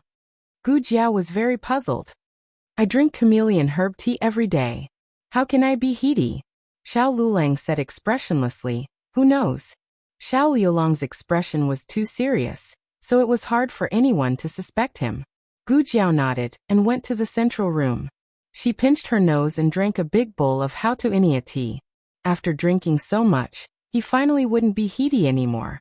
Xiao Lulang closed his eyes guiltily and broke out in a cold sweat. During breakfast, Xiao Lulang suddenly remembered something. "I forgot to tell you yesterday that I found a primary school in town. I can bring Jing Kong to school today." Little Jing Kong, who was going to school, was stunned. So sudden? Gu Jiao served a bowl of sweet potato porridge to the old lady and little Jing Kong. Little Jing Kong looked at his bad brother-in-law vigilantly, while slurping the porridge. He felt that this was his bad brother-in-law's scheme. I forgot to tell you yesterday. He was teased as soon as he came home. He really forgot. Xiao Lulang continued. Children from rich families will hire a tutor at home when they are 5 years old. They will study until they are 6 or 7 years old. After they can read the 1,000-character classic, they will be sent to the family school or a private school. Although he is young, he is smart and has attended classes in the temple. It won't be a big problem. Little Jing Kong became more vigilant when he was praised by his bad brother-in-law for being smart for the first time. Conspiracy? It was definitely a conspiracy. Where's the primary school? Gu Jiao asked. Xiao Lulang said. It's near Tianxiang Academy. It's a private school that has been open for more than 10 years. There's a primary school there. His class time is similar to mine. He can go to school with me every day. Here it comes, here it comes. Bad brother-in-law is going to separate him from Jiao Jiao. Gu Jiao had a kindergarten in her previous life. Therefore, she was very receptive to 3-year-old children going to school.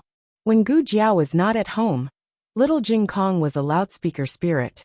He would blabber all day long. Although the old lady suffered from it, she was happy to see him go to school. Gu Jiao turned to little Jing Kong and asked, Jing Kong, do you want to go to school? No. Little Jing Kong was careful. If he said that he did not want to go to school, wouldn't he become a school-weary child? Bad brother-in-law really knew how to set a trap for him. Fortunately, he was smart. Little Jing Kong said cutely, If I go to school, Jiao Jiao won't see me for a day. Gu Jiao patted his little head and said, It's okay. I'll send you to school in the morning, and wait for you at the village entrance at night. If I'm free, I'll go to the private school to pick you up. At this point, little Jing Kong wouldn't be a sensible child if he continued to refuse. He swallowed the sweet potato porridge in his mouth without tasting it. He squeezed out a cute smile and said, Okay. Since Jiao Jiao wants me to go to school, I'll go. He definitely had to go to school. However, in order to make up for the loss of not being able to see Gu Jiao for a day, little Jing Kong asked for 2 little kisses. Primary school was not cheap. It cost 2 taels of silver a month for tuition and lunch. If he did not go to school in the middle, he would not get a refund. Gu Jiao put the 2 taels of silver into little Jing Kong's pocket. He insisted on paying the tuition himself. He did not want his bad brother-in-law to help him. The 2 of them went to school on the ox cart. Gu Jiao was thinking about how to fix the roof at home. She went up to the roof to take a look. She found that there were a lot of broken tiles. If there was a few more heavy rains, the 3 rooms would leak. She decided to fix the entire roof and build 2 small rooms in the backyard. That way, Gu Jiao would not have to worry about not having a place to stay when she returned to the village. She had some money on hand, but it was not enough to do so many things. She went to the Zhouji private bank in town and withdrew 20 taels of silver. She also asked how much money was left in the bank. The manager of the private bank told her, 1,100 taels. Gu Jiao was stunned for 3 seconds. Did you make a mistake? Not 110 taels? 1,100 taels? The manager smiled and said, Our Zhouji private bank is trustworthy. We can't go against our conscience and cheat you of your money. When Xiao Lulang gave her the cards, she did not think much about it. She thought it was 180 taels. She did not expect it to be so much. Actually, it was more than that. But he spent 100 taels to buy Gu Jiao a brush. It was really the work of a master in the whole of Zhao country. Poor Gu Jiao, who had complained for a long time because of his straight taste. The other 20 taels of silver were the travel expenses that Gu Jiao gave to Xiao Lulang. Xiao Lulang did not spend all of it, and saved it in the private bank. Gu Jiao doubted her life and asked, Did he really go to take the exam? She was sure that he did not go to the prefectural city to start copying books. Then, Gu Jiao suddenly recalled that Dean Li had mentioned to her about the cheating in the college entrance examination. Dean Li had said that he didn't know why Xiao Lulang didn't retake the exam. Gu Jiao thought that she probably knew. After receiving the money, Gu Jiao returned to the village to repair the house. She hired a few craftsmen in the village and told them her requirements. She wanted them to finish repairing the house in the shortest time possible. As long as there was enough money, there was no need to worry that they would not work quickly. Moreover, this was Scholar Zhao's house. They were still hoping that when Xiao Lulang graduated from high school, they would be able to put a few mu of free land under his name. While Gu Jiao was busy repairing the house, Gu Jinyu suddenly fell ill. She had felt that something was wrong the night she returned from Qingchuan village. She thought that she was tired and did not think much of it. However, she had a high fever in the middle of the night. The old servant in the villa said that she had bumped into something unclean when she went to visit the grave. The imperial physician prescribed medicine, but it was not very effective. Marquis Gu was burning with anxiety. If I had known, I would not have let Jinyu visit the grave. Cough cough. Gu Jinyu covered her mouth with a handkerchief and coughed. She asked weakly, I'm fine. How is younger brother? These 2 days, Gu Yan had not been feeling well. It was mainly because he was born with a weak body. After a night of excitement, his body was exhausted. To prevent him from running around, Yao Shi had no choice but to stay by his bed at all times. He's fine. When she mentioned this, Marquis Gu was very gratified. His son's body was much stronger than before. If he had dared to do this in the past, he would have lost his life long ago. Now, after lying in bed for a few days, he was alive and kicking again. However, to be safe, he and Yao Shi both felt that they should let their son rest in the room for a few more days. It's good that younger brother is fine, Gu Jinyu said as she coughed. Marquis Gu's heart ached. Aya, you're already so sick and you're still worried about your brother. Gu Jinyu smiled slightly. After all, he is my only younger brother. Marquis Gu thought of his unfilial daughter Gu Jiao. He gritted his teeth and said, if only that girl was half as sensible as you. I heard about what happened that day from Huang Zhong. She gave you a hard time, didn't she? I think you didn't run into anything dirty. She just fell ill from anger. Gu Jinyu quickly said, Father, don't say that about elder sister. Elder sister grew up in the countryside all these years. That family did not treat her well. She just suffered too much and doesn't know how to interact with people. If it were me, I wouldn't have done better than elder sister. Marquis Gu said, You're just too kind. Gu Jinyu shook her head. My illness this time really wasn't caused by elder sister. It's my own fault. After a pause, she told Marquis Gu about losing the question paper. Aunt had high hopes for me, but I lost the question that I had solved with great difficulty. In my anxiety, I fell ill. Marquis Gu patted the back of her hand. Silly girl, what's there to be anxious about? Even if you can't solve it, your aunt won't blame you. Really? Gu Jinyu's face was full of disbelief. Marquis Gu smiled mysteriously. Your aunt sent a letter again. Guess what she said in the letter? Gu Jinyu thought about it seriously. She wants father to bring me back to the capital quickly? Marquis Gu said, of course. What else? Gu Jinyu frowned slightly. I can't guess. Marquis Gu looked at her dotingly and smiled proudly. Your aunt has prepared a big gift for you. She had intended to give you a surprise when you return to the capital. There's no harm in telling you earlier. Your aunt has asked His Majesty for grace. On the day of your coming-of-age ceremony, His Majesty will personally issue a decree to confer you the title of County Princess. The latest chapter of this book is not finished yet. For more exciting content, please scan the QR code below to download the app. Novels are updated at a faster rate. Millions of novels are free to read. Novels with connotations that can't be found online are all available here.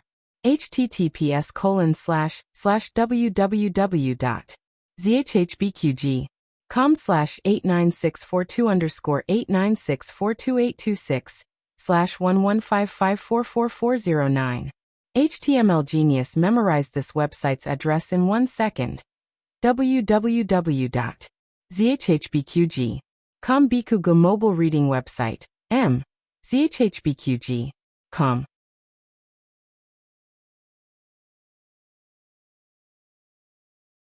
Chapter 98. The latest chapter of this book is not finished yet. For more exciting content, Please scan the QR code below to download the app. The novel is updated even faster. Millions of novels are free to read. Novels that can't be found online are all available here. In a room filled with the smell of medicine, Yaoshi was guarding her son's bed. She was so tired that she leaned against the bedpost and fell asleep. Guyan quietly opened his eyes and sneakily looked at Yaoshi for a while. He reached out his slender hand and waved it in front of Yaoshi's eyes. After confirming that Yaoshi was really asleep, he smiled wickedly. He slowly pulled back the quilt and tiptoed out of bed. Growing up, he was used to calling the wind and drinking the rain. This was the first time he was so careful. It was quite refreshing. Guyan sneaked out of the room like a thief. Yaoshi's body swayed. Guyan was so scared that he almost fell ill. Fortunately, Yaoshi did not wake up. She straightened her body and went back to sleep. Shi, the maidservants on duty outside, had been lured away by the secret guards. He only needed to walk out of the courtyard to meet up with them. Unexpectedly, he was caught by Yuya, as soon as he walked into the front yard. Yuya was holding a newly sewn quilt. She looked at him strangely and said, "Young master, what are you doing? Didn't the madam tell you to lie down on the bed? Why did you come out without wearing your shoes?" Guyan cleared his throat. "Would you believe me if I said that I came out for a walk?" Yuya's face darkened. She held the quilt with one arm and put her other hand on her waist. "Are you thinking of running away again?" Guyan blinked guiltily. Yuya glared at him. "You really want to run away?" "No. You can't go out." Guyan's dangerous eyes narrowed. His murderous aura instantly overflowed. "Do you believe that this young master won't kill you?" Yuya faced death calmly and said, "Even if you kill me, I won't let you go out." Guyan helplessly held his forehead. This girl was stubborn. She would rather die than submit. Back then, she had spoken up for Gu Jiao. Now she was blocking him in the backyard. Guyan would rather break than bend, but that was in the past. Now that he was going to meet the most important person in his life, he didn't care about his pride anymore. Guyan's murderous aura a moment ago had turned into a Sichuan opera performance in a second. He put on a weeping expression and looked at Yuya with an aggrieved expression. His appearance was as pitiful as it could get. If he howled again, Yuya would think that he was possessed by a puppy. Little young master. What's wrong with you?" Yuya could not handle such a weak and easily bullied young master. Guyan bites her red lips, feeling wronged. "I just want to go out and get some fresh air. Just for a while." Yuya suffered a critical hit from her cuteness. Just once. Really just once? Guyan nodded coquettishly. "Yes." Yuya clutched her chest. "All right then. Go ahead. I'll stand guard here." No way. If she stayed any longer, she would reach out and rub the young master's head. Guyan successfully deceived Yuya. The moment he left the courtyard, his expression turned cold and the corners of his lips curled up wickedly. He successfully arrived at the small garden and met up with the hidden guards. The hidden guards brought him out of the residence and into the carriage that had been prepared beforehand. They sped towards Qingchuan village. Huang Zhong sensed Guyan's whereabouts and hurried to Lanting Pavilion to report to Marquis Gu. Marquis Gu let him speak outside the door. Huang Zhong said, "Little young master slipped out of the residence. It seems that he went towards the town." "Town?" Marquis Gu frowned. Gu Jinyu looked at his father and said, "Father, did younger brother go to look for elder sister?" "He most likely went to look for her." Marquis Gu knew that he could not keep his son locked up, so he was not too surprised by this outcome. "Then do you want to find younger brother and bring him back?" Marquis Gu shook his head.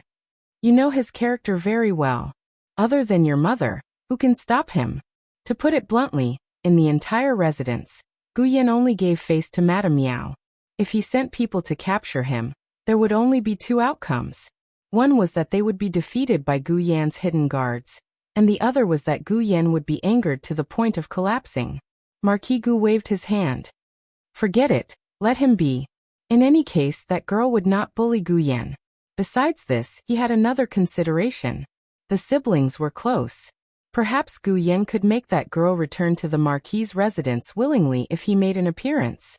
It was not that he desperately wanted to acknowledge that girl, but Madame Yao and Gu Yan both liked her very much. He could only accept her. It was just past noon, and there were not many people on the streets. The carriage arrived at Qingchuan village without any obstructions. Recently, there had been a lot of carriages coming to the village, and the villagers were already used to it. However, when they saw a young master who was as beautiful as jade alight from the carriage, they were still shocked. Gu Yan had a clean and pure temperament, as if he was a piece of refined jade without any impurities. The most handsome person in the village was Xiao Lulang, followed by Gu Das-hun. However, there was still a world of difference between the two. The difference between this young man and Xiao Lulang was not big. It could even be said that there was almost no difference. The villagers' eyes were fixed on him. This. Which family's young master is this? Who is he looking for? You think he's looking for you? Of course he's looking for Lulang and Jiaonyang. The villagers who were fetching water at the entrance of the village began to banter with each other. If it was in the past, such a noble person would definitely come to the Gu family. However, old Master Gu suddenly stopped being the village chief a while ago. Madame Wu said that old Master Gu was old and could no longer take care of the villagers, so she took the initiative to resign. However, there were rumors in the village that they had offended someone, and were punished by that person. As for who they had offended, the villagers guessed that it was Xiao Liulang's family. Xiao Lulang had passed the examination to become a government official, and his grades were even better than Gu Dashuan's. The county magistrate thought highly of him, so it was not surprising that he would punish the Gu family for him. Gu Jiao's family had recently been renovating their house. They had built 2 new large brick houses, which had just been completed this morning. Gu Jiao and the craftsmen were currently moving the newly added furniture into the new houses. When they finished moving the last wardrobe, Gu Jiao felt that someone was coming from behind her. The man poked her lightly on the shoulder. With Madame Yao as an example, Gu Jiao was no longer so paranoid. She calmly turned around and saw Gu Yan, who was about to poke her a second time. Gu Yan did not expect her to turn around so quickly, and was immediately stunned. That dazed and bewildered appearance was very similar to that of the little puppy in the countryside residence. Gu Jiao chuckled. "You're here?" Gu Yan returned to his senses and smiled. "And I came to see you." Gu Jiao looked at his sweaty appearance and could roughly guess how anxious he had been on the way here. She pointed to the chair in the central room. "Sit down, I'll go pour you a cup of tea." Gu Yan sat down on the chair. Gu Jiao went to the kitchen to pour him some hot tea. He began to look around the room. Gu Yan, who had lived a life of luxury since childhood, had never been to such a dilapidated residence. Not to mention the Marquis Fu. Even the woodshed in the mountain villa was much larger than this place. Gu Yan's initial excitement gradually cooled down, and he felt a great heartache. His heart was truly in pain. The fetters of the twins made his heartache for Gu Jiao more than anyone else. When Gu Jiao came over with a large bowl of hot tea, Gu Yan suddenly hugged her waist and pressed his head tightly against her stomach. Ever since he was 3 years old, he had never been this intimate with Yao Shi. But in this moment, his heart was in extreme pain. Gu Jiao was a very observant person when she was on a mission, but she was a bit slow on a normal day. However, there was a person in this world who did not need to guess or think to be able to feel his emotions. This was probably the reaction of the twins. He was feeling heartache for her. Gu Jiao placed the tea bowl on the table and gently patted his head. "I'm very good." Gu Yan buried his face in her body. A tear suddenly fell from the corner of Gu Jiao's eye. Gu Jiao strangely wiped it with her index finger and said to Gu Yan, "Oh, you're crying?" "I'm not." Gu Yan denied in a choked voice. Gu Jiao patted his head and gestured for him to look at the tears on her fingertips. "You're crying." Her eyes were crying with him, so the twins could shed tears for each other. Gu Yan firmly refused to admit that he was crying. After wiping his tears, he raised his head and looked at her as if nothing had happened. "I'm hungry," Gu Jiao said. "I'll go make something for you to eat." Gu Yan asked, "Can I take a look?" He was referring to the residence. Gu Jiao nodded and thought of something. She pointed to her great-aunt's room and said, "Great-aunt is sleeping. Just don't disturb her. Guyen wandered around the residence. It was a little far-fetched to call it a residence. It was just a courtyard. After entering, there was a bright and spacious central room. On the two sides were the east room, the west room, and the old lady's small east room. After passing through the central room, there was a backyard. To the north was a kitchen and a woodshed. To the east were two new rooms. To the west was a chicken coop and a small vegetable garden in Little Jingkong. It seems that no one lives in this room. Guyen pointed to a room in the east and said. Gu Jiao picked vegetables in the small vegetable garden and said, "That's Xiaoshuan's house. It was just built. He's at the academy and will only come back during the holidays." "Is he the younger brother of the Gu family?" Guyen asked sourly. Guyen had heard about the Gu family and knew that they were not good people. Only Gu Xiaoshan and Gu Jiao had a good relationship. "Yes, that's him." Gu Jiao nodded. "What about this?" Guyen pointed to a brand new chicken coop. This chicken coop was much bigger than the dog house in his yard. Gu Jiao said, "That's the chicken coop in Jingkong. He has a few chickens. He went to school and will only come back at night." Of course, Guyen knew about the little monk she brought back from the mountain. Guyen only felt a sea of jealousy surging. Just who was her biological brother? Gu Jiao paused and asked him, "Do you want to live here? If you want, you can live in Xiaoshuan's. Let him live in Gu Xiaoshuan's house?" Guyen was very angry. He snorted and said with disdain, "I don't want to live here." Gu Jiao said regretfully, "I see. Okay then." Guyen pointed coldly to the house next to Gu Xiaoshuan's house and asked with a sour face, "Which brother's house is this?" "My biological brother." Gu Jiao said. "Biological brother? Ha. Wait, what did you say? Biological brother?" Guyen pointed to himself with uncertainty. "Mine?" She didn't let him live in Gu Xiaoshuan's house, but next to Gu Xiaoshuan's? "Yes." Gu Jiao nodded. "But don't you?" "Yes, yes, yes, yes, yes." Before Gu Jiao could finish, Guyen slipped into his house, slammed the door and bolted it. No one was allowed to get him out of the house. From now on, he was going to germinate here. The latest chapter of this book is not finished yet. For more exciting content, please scan the QR code below to download the app. The novel is more complete and updated faster. Millions of novels are free to read. There are all kinds of novels that you can't find online. https://www.zhhbqg.com/89642_8964286/1155136664. HTML Genius memorized this website's address. www.zhhbqg.com Bikuga mobile reading website, zhhbqg.com.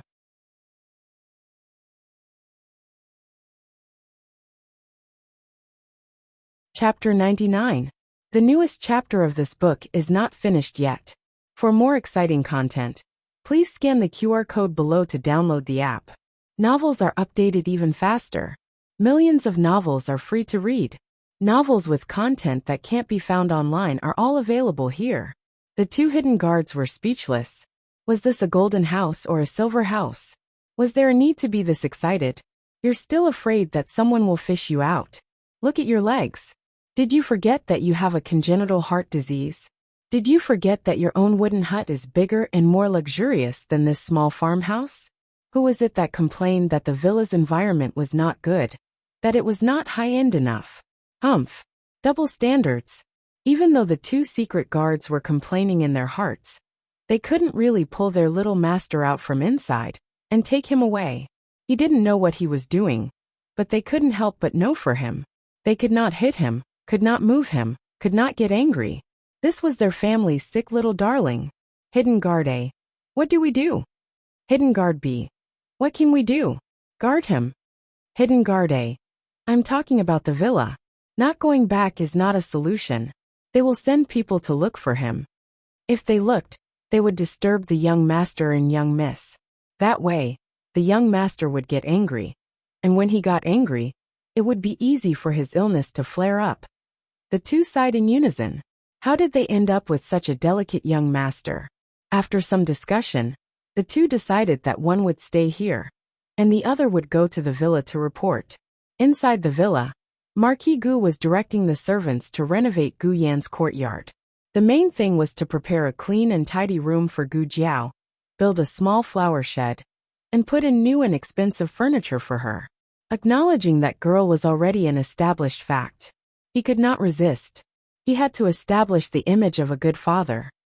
For Yao Shi, make the shed wider, Marquis Gu sternly said. The servant said, Marquis, if it's any wider, it will crush the young master's pear tree. Marquis Gu scoffed. He won't say anything even if you chop him up. As long as it was for that girl. Gu Yan wouldn't say a word even if Gu Yan had to tear down her own house. Thinking about how he had accidentally chopped off a pear tree branch, and that brat had been angry with him for an entire month, Marquis Gu felt a bit sullen. Huang Zhong pondered. Howie, isn't it too early to repair the house? Would eldest miss really come to stay? What if she doesn't come? Wouldn't you have touched the young master's pear tree for nothing? Marquis Gu chuckled. Don't worry, she will definitely come. The relationship between the siblings is so good. There's no way she would reject Yanner. Huang Zhong seemed to understand, but he didn't. He thought for a while and said, what if the young master didn't ask? Marquis Gu glared at him. How could he not ask? Don't you see how much he likes that girl? In the past, I didn't know that she was his sister. Now that I know, how can I not bring her home? As the two of them spoke, Shadow Guardby arrived in front of Marquis Gu. Huang Zhong drew his sword from his waist. Shadow Guardby flashed his token. I am the young master's shadow guard. I am here to report to the Marquis. Gu Yan's shadow guards were arranged by the old Marquis. When the old Marquis was young, he had trained his own army. Later on, the army was absorbed by the imperial court, and some of the soldiers, who could no longer fight, were left by the old Marquis. These shadow guards were their descendants. They were skilled in martial arts, and their movements were mysterious. There weren't many of them, and Marquis Gu didn't even have one by his side. This was the first time Marquis Gu saw the old Marquis's shadow guard. He narrowed his eyes and said, Yenner asked you to report? Why? Do I have to make preparations in advance, just to bring back a servant girl? Shadow Guardby said. Marquis Gu misunderstood. The young master didn't ask me to come. The young master didn't have time to care about me. I am here to tell you that the young master won't be coming back. Well, what? Who won't be coming back? Marquis Gu suspected that he had heard wrongly. Shadow Guardby also suspected that there was something wrong with his ears. He thought for a while and said clearly, Your son Gu Yan. Marquis Gu was stunned. Why won't he be coming back? Shadow Guardby calmly said, He's staying at the young Miss house. He paused, worried that he didn't hear clearly, and said word by word, It's your daughter Gu Jiao. Marquis Gu exploded. I don't need you to say it. I know it's that girl. Shadow Guardby looked at him strangely. It's really strange. When I said the young master, you didn't realize it was your son. When I said the young miss, you realized it was that girl. Aren't you being too biased? Marquis Gu. I can't believe it, I can't believe it. Do you understand? Shadow Guardby didn't understand. It wasn't taught in the assassin course. Marquis Gu was so angry that his heart hurt. I told you to kidnap that girl back. Who told you to be kidnapped by that girl? The news quickly spread to Yao Shi's side. Yao Shi had already moved back to Gu Yan's courtyard.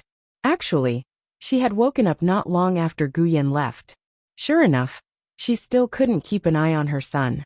Yao Shi helplessly shook her head. She didn't let her son go out because she was worried that her son's body wouldn't be able to take it. She was also worried that her daughter hadn't fully digested her past, and if her son suddenly went to find her, she would be troubled. When she learned that Gu Yan was staying in her daughter's village, Yao Shi was relieved. Her daughter was willing to accept Gu Yan, which meant that her daughter didn't feel that she was disturbed. Perhaps she had already accepted her past. But Nurse Fang was a little worried. Madam, the conditions in the village are so bad. The young master is so precious. How can he get used to living here? Nurse Fang was a little headstrong and self-opinionated, but her loyalty to Yao Shi and Gu Yan wasn't fake. As for Gu Jiao, Nurse Fang still didn't like her. Yao Shi smiled and said, Jiao Jiao will take good care of him. Nurse Fang said, he's also not used to the food. Yao Shi warmly said, Jiao Jiao is a doctor. She knows more than us, and knows what Yen'er can and can't eat. Moreover, as long as she makes it, Yen'er won't dislike it. Nurse Fang disagreed. She's just a little medicine boy who happened to treat Madam's illness twice. It doesn't mean that her medical skills are good. Yao Shi held Nurse Fang's hand and said gently and solemnly, Nurse, you still don't understand Jiao Jiao. Once you understand her, you will also like her. Nurse Fang secretly shook her head. As servants, how could they talk about liking or not liking their masters? Since she was the madam's daughter, she would also treat her as her own little master in the future. If she had offended her in the past, she would apologize to her in the future. However, that child's heart was too cold.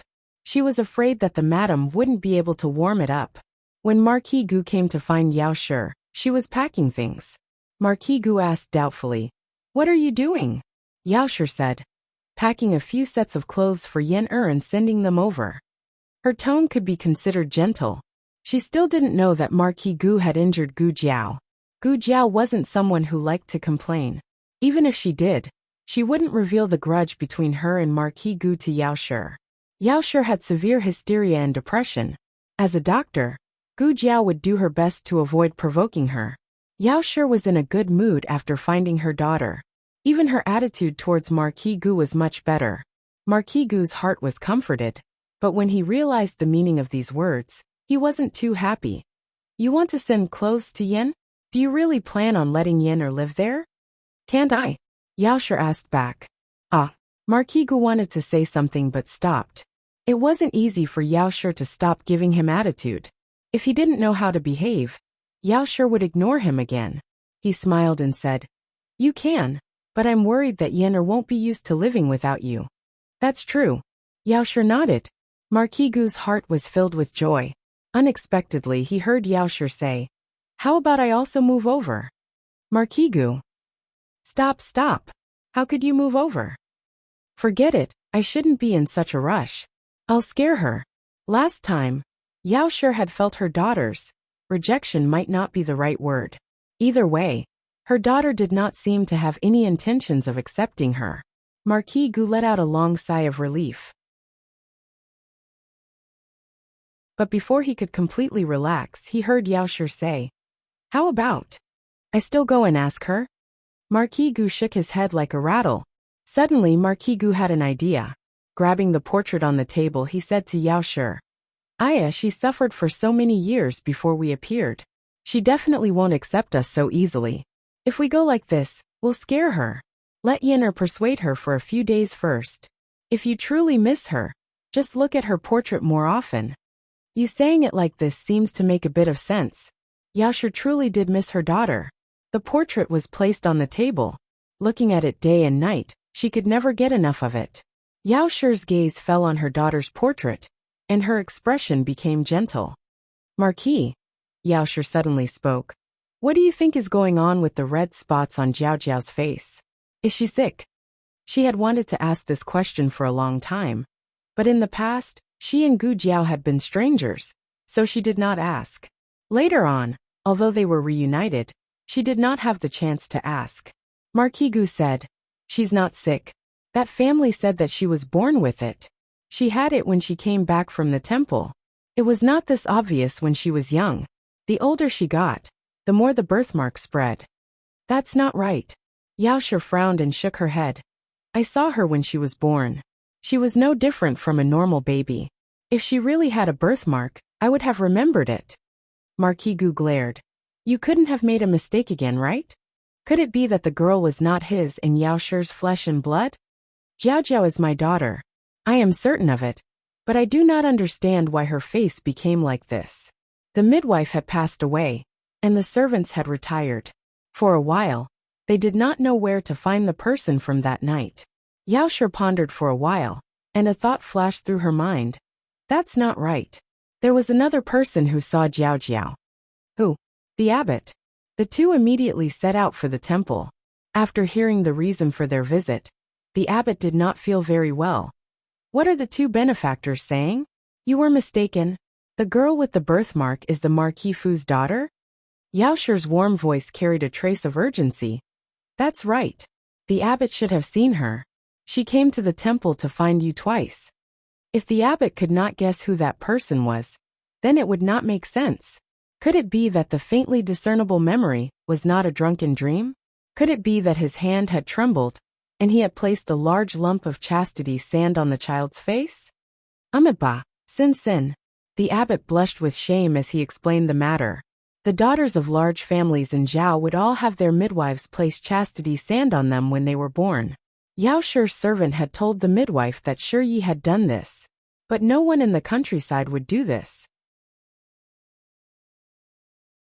The midwife did not have the skill, and she could not say that she did not know how to do it. She was afraid that she would not be able to get the money, so she went to find the abbot. If the abbot was sober, he would not have agreed. But he had been tricked by his unruly shitty into drinking a mouthful of pear blossom wine. That mouthful had made him drunk. He said that he had never placed chastity sand on them. The midwife said, "But you have placed chastity on the monks in the temple. Isn't that about the same?" The drunken abbot felt that the midwife's words were very reasonable. Thus he went. Thus his hand trembled. After that he seemed to have wanted to find his shitty, but he fell to the ground and fell asleep on the way. He slept for 3 days and 3 nights. When he woke up, the first thing he did was to find Yao Shi to apologize. In the end, he saw Yao Shi holding a white and tender baby girl. The baby girl's face was white and clean. Where was the slightest trace of chastity sand? The midwife also went down the mountain, and they did not meet again. This poor monk always thought that it was a dream. Marquis Gu asked, "Then what about Su Shi? Did she not notice that there was something on the child's face?" The abbot said, "Benefactor Su fell into a coma after giving birth and only woke up the next day. This poor monk dares to guess that when she saw the child had already been swapped. It was because Su Shi was in a coma and could not take care of the child that the midwife placed the 2 children in the same room. Gu Jiao was born first, and Gu Jinyu was born 2 to 4 hours later. The child used swaddling clothes from Yao Shi's side, so at first glance, it was easy to confuse. The midwife had also been present, but she had to go to the latrine because of a stomachache. When she returned, the chastity sand had already been placed. Although they could not ask the midwife for confirmation, it was not difficult for Yao Shi and the Marquis to guess what had happened. The child's chastity sand had been placed on the child's face. The midwife knew that something big had happened, and found an excuse to leave the mountain that very night. When the servants of the Marquis Manor came to pick up the child, they saw a red birthmark on Gu Jiao's face. The young Miss Face did not have anything. They naturally thought that she was Su Shi's child. After that, the baby girl did not have chastity sand on her arm. Yao Shi thought that it had fallen off because she had not placed it properly. After returning to the capital, she found someone to place it on Gu Jinyu. That should be the entire story. After the husband and wife left, the abbot was unable to calm down for a long time. With a cold expression, he went to his junior brother's courtyard and found a certain monk who was lying under a tree and basking in the sun without a care for his image. He angrily told him about the mistake. "Do you know that you caused me to make a big mistake?" The monk took off the sutra covering his face, revealing a handsome face that was both enchanting and charming. Under the sunlight, a pair of peach blossom eyes sparkled like a pool of spring water. On the stone bench next to his hand, there was a silver mask with the top half of his face. There were not many people who had seen his true appearance. The senior brother of the abbot was one, and the little girl in the forest that day was another. He innocently spread his hands and said with a smile, "How can you blame me? I didn't know that the wine I brewed for the first time would have such a strong after effect." The abbot's anger was not light. "You're still denying it. You lied to me and said it wasn't wine." He sighed and said, "How old was I at the time? I was still a child." "Senior brother, you were fooled by a child. Isn't it because you weren't smart enough? Besides, I didn't do it on purpose. I really wasn't sure if I had successfully brewed the wine. I was a child and couldn't drink, so I could only ask senior brother to try it first." The abbot was furious. "Are you asking me to try the wine or the poison?" The monk said innocently. Cough, senior brother, don't expose me. Save me some face. The abbot was about to die of anger. Also, who would call himself a child at the age of 12? Jing Kong is like you. That's why they can torment people so much. At the mention of Jing Kong, the monk was silent for a few seconds, as if he couldn't refute the fact that little Jing Kong was especially tormenting people. In fact, this junior brother was a genius since he was young. He always liked to tinker with some strange little inventions. No one taught him. He would go down the mountain to look and then tinker with them himself when he came back. Wine was not the scariest thing. Once, he mixed insect repellent powder, which turned into arsenic and poisoned all the monks in the temple. He almost died himself. The abbot asked him more than once, "How did you grow up to this age?" The monk curled his lips into a smile.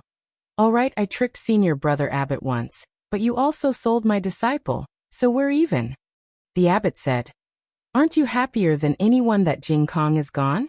How can we be even?" He spread his hands and sighed faintly. "Senior brother, didn't you say you would save me some face? How can I be that happy? I'm just a little bit happy, the rest is sadness." The abbot coldly glanced at him. "Oh, is that so? Then this old monk will go and bring Jing Kong back." He jumped up like a carp and stood up. "Aya, please don't." After Yao Shi went down the mountain, she had a carriage go to Qingchuan village to deliver things to the two children. There were clothes for Gu Yan, and clothes that Yao Shi had chosen for Gu Jiao. Gu Yan thought that they were here to bring him back to the manor, so he refused to come out of the room. Yao Shi had no choice but to give all the clothes to Gu Jiao. Little Jing Kong went to school, so no one stopped Marquis Gu. But he was blocked at the door by a few chickens. A few chirping chickens jumped on the doorstep and lined up in a row, forming a formation. The chickens stared at him like tigers watching their prey, pecking at him as soon as he got close.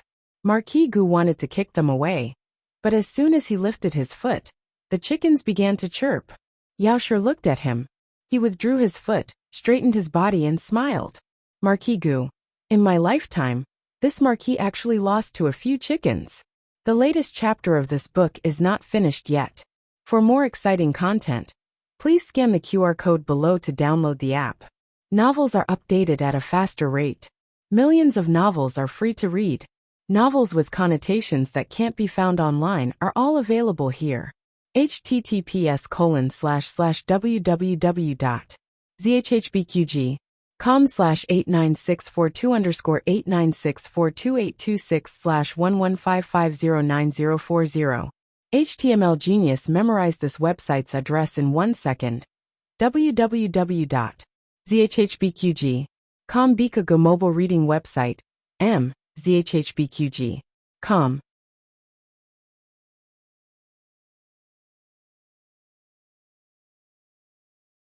Chapter 100. The newest chapter of this book is not finished yet. For more exciting content, please scan the QR code below to download the app. The novel will be updated even faster. Millions of novels will be read for free. All the novels that cannot be found online will be available here. That's not right. Other people's chickens all chirped. So why were these chickens all chirping? The saddest thing in the world was that the chickens could speak the language of birds. But he still did not know the Turkic language. Yao Shi found that her daughter's residence had been renovated. The roof tiles had been replaced with new ones, and the backyard had been fenced in. There were 2 more rooms built. "Jiao Jiao," Yao Shi said to her daughter, who was pouring water into the pot. "Can I also stay here for a few days?" After Gu Jiao finished pouring the water, she placed the wooden bucket to the side and looked at Yao Shi with a bit of confusion. Yao Shi quickly said, "I can help you with the work." Although Yao Shi was born in a large family, her family had declined from a young age. She had not developed a spoiled personality. Of course, if she wanted to do farm work in the countryside, it would be too far-fetched. But if her daughter could endure such hardships, why couldn't she as her mother do the same? "No need. I can do it myself." Gu Jiao refused. A trace of disappointment flashed through Yao Shi's eyes. She understood that her daughter was not refusing to do the work, but rather her. "Then, I can cook. My cooking skills are very good." Didn't you say last time that my desserts were delicious? I will make them for you every day. No need, Gu Jiao said. Then what about washing the clothes? Look at how many people there are in the family. How can you handle it all by yourself? Gu Jiao paused and looked at Yao Shi. She did not say anything and just stared at her. Yao Shi suddenly understood. It was not that her daughter did not need her to work, but she did not need her to live here. It was not that she had not guessed this result, but she did not give up. In the end, she had been too anxious. Yao Shi suppressed the bitterness in her heart and smiled as if nothing had happened. Then I will leave Yin'er to you. It's not early anymore. You should go do your work. I will also be going back. After saying this, she smiled and turned around. Her expression and tone of voice were impeccable, but her uncontrollable trembling body betrayed her sadness. Gu Jiao looked at her back and said, "It's not your fault." Yao Shi stopped in her tracks. Gu Jiao hesitated for a moment. She was not good with words when it came to expressing her emotions. "It's mine." With her saying it like this, she did not know if Yao Shi would be able to understand. She once had terrible parents, which made her reject all parents in the world. After growing up, she had her own life. She thought that she did not care anymore. But Yao Shi's appearance made her realize that the hole in her heart had never healed. She could accept Xiao Luleng, little Jing Kong, and her great-aunt in Guyan, because they would not become her parents. But she could not say these words to Yao Shi. Yao Shi looked at Gu Jiao without blinking. In the past, she had believed that her daughter did not accept her, because she could not forget Gu Sanlang and his wife. Now she was not so sure. Something must have happened to her daughter. But since her daughter was not willing to talk about it, she could not bear to ask. Yao Shi reluctantly got into the carriage to return to the villa. Gu Jiao continued to light the fire to cook. The rice steamed slowly. She did not know if it was Yao Shi's arrival that made her remember something she did not want to remember. She thought of herself when she was 2 years old. At that time, she was wearing thin pajamas and holding a doll as she stood barefoot in the cold winter night. She was forced out of bed and was not even given a pair of shoes to wear.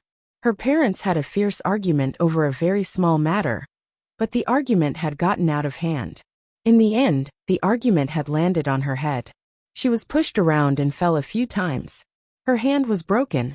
At first, the man who called her father left in a fit of anger.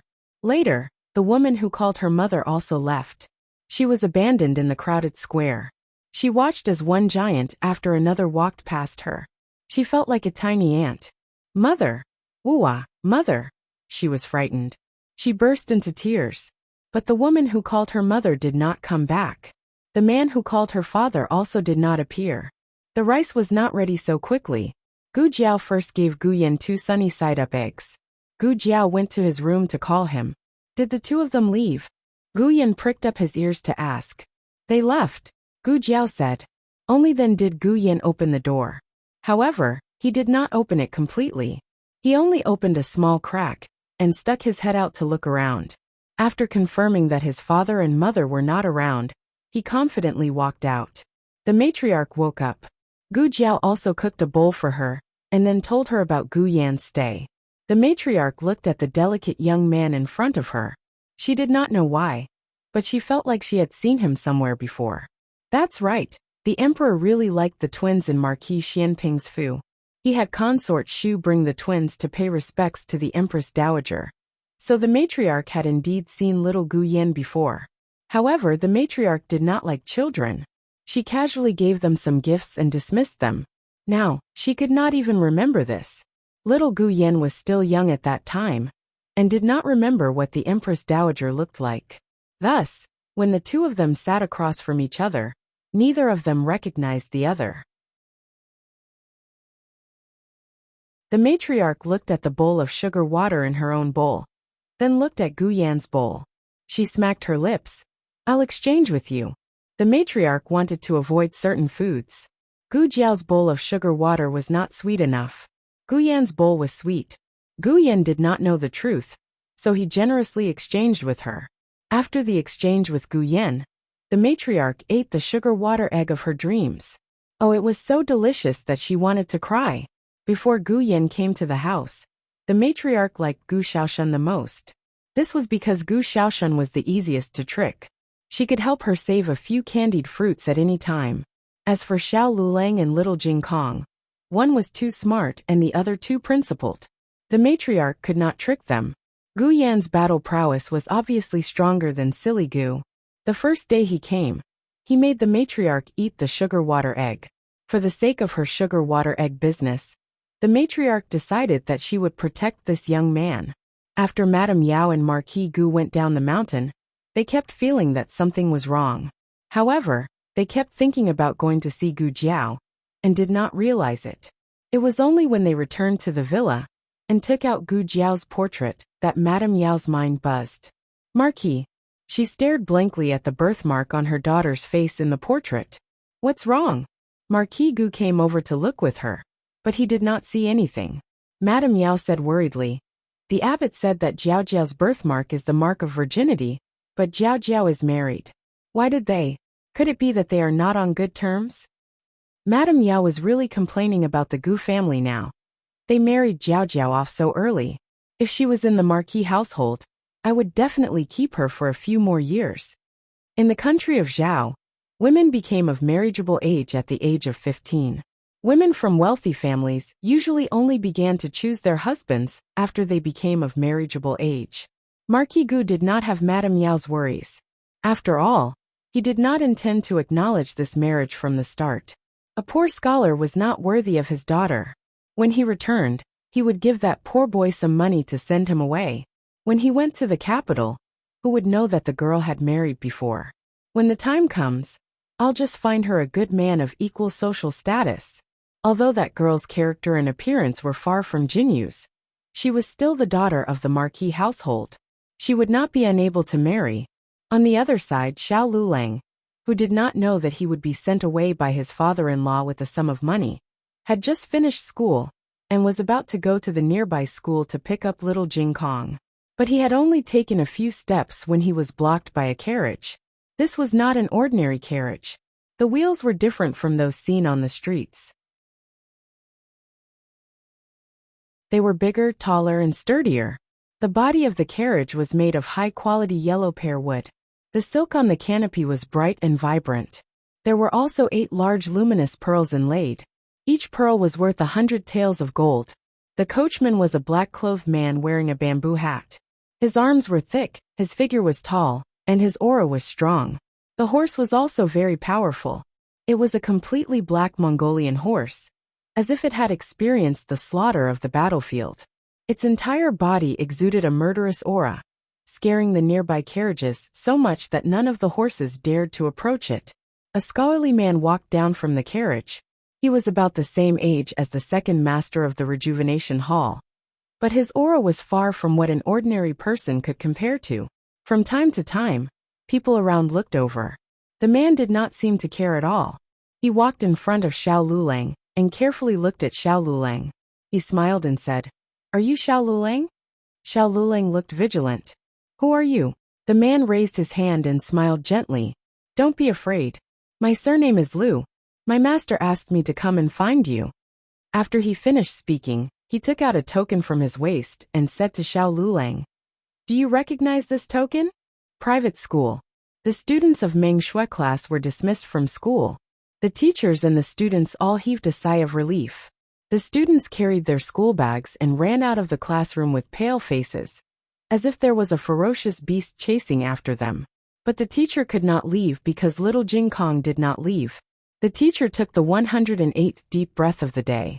If his son was not a student of the Tianxiang Academy, he would have expelled this annoying little guy 100 times. Although little Jing Kong was always chattering at home, he was actually very quiet in class. However, he didn't make a sound, but once he did, he would take the lives of the teachers. Little Jing Kong had a strong background. His brother-in-law was the direct disciple that Dean Li had unilaterally announced. Driving him out was equivalent to Dean Li making things difficult for his son. But the teacher's eyes hurt when he looked at him. Little Jing Kong held the 3-character classic with both hands. He pretended to be chanting, but glanced outside from time to time. "Jing Kong, is your brother-in-law not here yet?" the teacher in the lecture asked. Yes, little Jing Kong responded in a low voice. The teacher said, do you want me to take you to the entrance? Little Jing Kong snorted. He doesn't care if he comes or not. I don't want to see him. That being said, the number of times he glanced outside with his small eyes had obviously increased. Bad brother-in-law doesn't want me anymore, does he? Just like those families who had promised to adopt me, but abandoned me in the end. Jing Kong. The teacher came to him and patted him on the shoulder. Your brother-in-law is here. It's finally here. It's finally here. Master's nightmare for a day is over. Really? Little Jing Kong stood up and quickly realized that he had overreacted. He quickly adjusted himself and put on a calm expression. He packed up his things and said goodbye to the teacher. Then he went to meet Xiao Lulang outside the private school. You are late today. After getting on the ox cart, little Jing Kong said to Xiao Lulang with dissatisfaction, did you not study hard again and got asked to stay by teacher Zhang? Xiao Lulang glanced at him in surprise. You know that my teacher's surname is Zhang? Xiao Shun told me. Little Jing Kong thought to himself, I know a lot of things.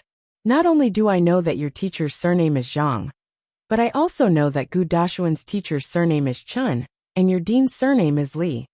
Little Jing Kong said seriously, you haven't answered my question. Were you asked to stay by the teacher? Don't be arrogant and complacent just because you are a scholar. Don't forget that you are still a student in Class B. Well, he even knew about Class B now. Xiao Lulang looked at him with anger and amusement. Why are you so talkative? Little Jing Kong put his hands on his hips. You are the one who is late, but you don't allow me to say anything. You adults are so unreasonable. Xiao Lulang said. Do you mean that you are reasonable? Little Jing Kong crossed his arms. Of course I am. Xiao Lulang raised his eyebrows and said. Then who was the one who talked back to the teacher in class and embarrassed him? Little Jing Kong said seriously. That's because he was wrong. I was correcting him. Xiao Lulang laughed and said. Then who was the one who skipped class in the middle of class? Little Jing Kong said sternly. He wanted to hit me. I didn't do anything wrong. He is not allowed to punish a child who is not in the wrong. The teacher had a ruler, and he would hit a disobedient child twice in the palm of his hand. Little Jing Kong questioned the teacher in class and argued with him until his face turned red. The teacher was so angry that he took the ruler and wanted to punish him. In the end, he carried his school bag and ran away from the private school. Xiao Lulang said calmly, since you think you are reasonable, why don't we bring this matter to Jiao Jiao and let her be the judge? Little Jing Kong did not say anything. Although he firmly believed that he was on the side of justice, at the same time, he instinctively felt that Jiao Jiao would not agree with his way of doing things. Xiao Lulang laughed and said, why are you not saying anything? Are you afraid that you are not reasonable? Or are you afraid that Jiao Jiao is not reasonable? Little Jing Kong said righteously, of course Jiao Jiao is reasonable. I am also right. However, if they are not convinced by Jiao Jiao's reason and my reason, it is a matter of reason, not a problem between me and Jiao Jiao. Xiao Lulang. I don't know you very well, but I was almost confused by you. The two of them arrived at the village while arguing. The two of them got off the ox cart and walked towards their house. As soon as they entered the house, they found that there was another person in the house. This person was dressed neatly and looked good. At first glance, they could tell that he was not a villager. Who are you? Little Jing Kong tilted his head and asked. I am Jiao Jiao's younger brother. Gu Yan emphasized. Biological younger brother. Little Jing Kong's small body swayed. No matter how much he thought about it, he forgot that Jiao Jiao had a biological younger brother. Didn't this mean that his position was higher than Gu Xiaoshuan's? Little Jing Kong could not help but feel a strong sense of crisis in his heart. Xiao Lulang was not afraid of making things worse. He patted the little monk's head with a faint smile and said, Ah, who is Jiao Jiao's most beloved younger brother? Little Jing Kong decisively removed the evil claws of his bad brother-in-law. He secretly warned himself not to panic. So what if he was his biological younger brother? He came first. Moreover, he had his own advantages, didn't he? First of all, he was small, cute, and adorable. Coincidentally, Xuanningsiang brought a few roasted sweet potatoes over at this time. She also noticed that there was an additional beautiful young man in the house. Compared to her previous self, Xuanningsiang was calmer now. After all, this family was strange.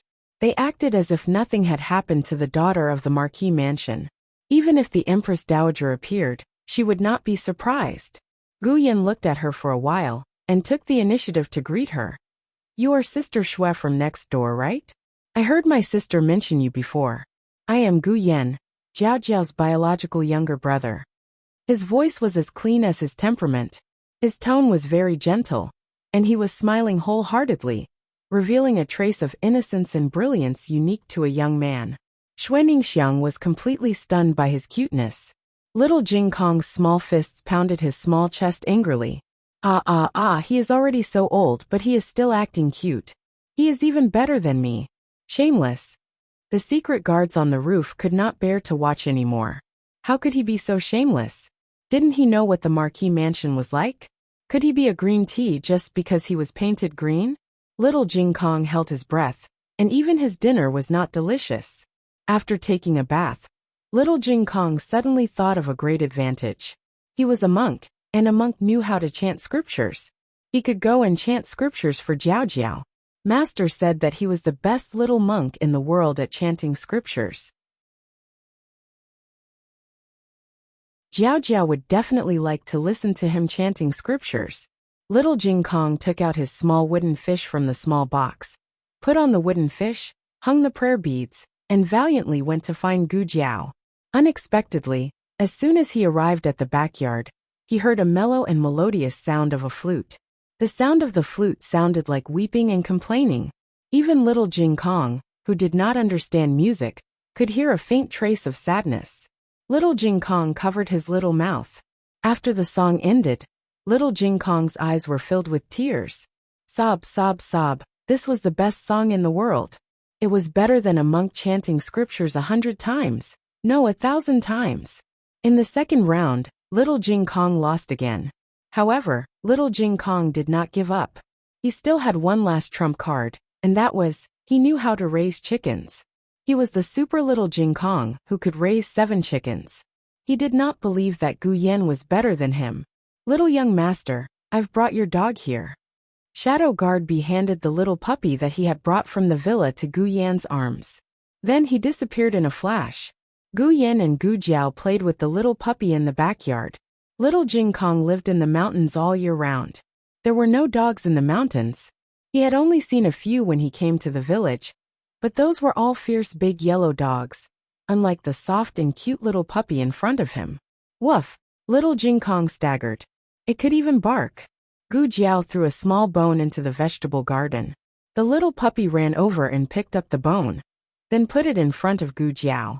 Little Jing Kong already felt that it was difficult to raise chickens. He did not expect Gu Yan to know how to raise dogs. How did he manage to do such a difficult thing? Little Jing Kong's logic was that in all things, the small ones were easy to raise, but the big ones were not. For example, he was easy to raise, as long as he was full, but his brother-in-law was not. He had to worry about his exams and walking every day. It's too difficult for me.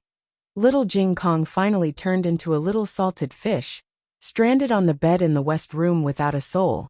When Xiao Lulang finished cleaning up the woodshed and went back to the west room, little Jing Kong was already snoring with his limbs in the air. Xiao Lulang covered him with a quilt, then put his little wooden fish, little Buddhist beads, and little Buddhist scriptures back into his box one by one. After doing that, he went to the central room. Gu Jiao had just entered the central room. When she saw him, she asked softly, "Are you asleep?" Xiao Lulang nodded and said softly, "Yes, I'm asleep. Where's Gu Yan?" Gu Jiao said, "He's asleep too." The two of them sat on the chair and breathed a sigh of relief at the same time. It felt a bit like a pair of parents asking, "Is little Bao asleep?" "Yes, what about De Bao?" De Bao is asleep too. Then, as parents, they could finally start doing their own things. Gu Jiao said to him, "Go for rehabilitation." There was a cobblestone path in the backyard for him to do rehabilitation. Even if she knew that it was caused by a knot in his heart, She could not give up any effort. Xiao Lulang said self-deprecatingly. I can't walk even if I practice. Gu Jiao pointed at his legs and said seriously. At least the muscles won't degenerate. If you want to walk one day, they can support your dream and take you anywhere. Xiao Liulang's heart was touched. But the next second, he laughed at himself again. Dream? He had no dream. But her sentence, if you want to walk, sounded ordinary, but it seemed to have another meaning. Did she mean let him walk, or let him walk? Xiao Lulang looked at her quietly. Gu Jiao did not explain further. She smiled and said, let's go. She took his crutches and helped him to the backyard. It was late at night, and the whole village fell asleep. The moonlight was quiet. She held his arm and walked step by step on the cobblestone path in the backyard. The path looked very long, but they accidentally reached the end. She wondered if it would be the same between him and her. The next day, Xiao Lulang woke up early to go to the academy. The private school in Little Jingkong was closed today, so Gu Jiao accompanied him to the ox cart.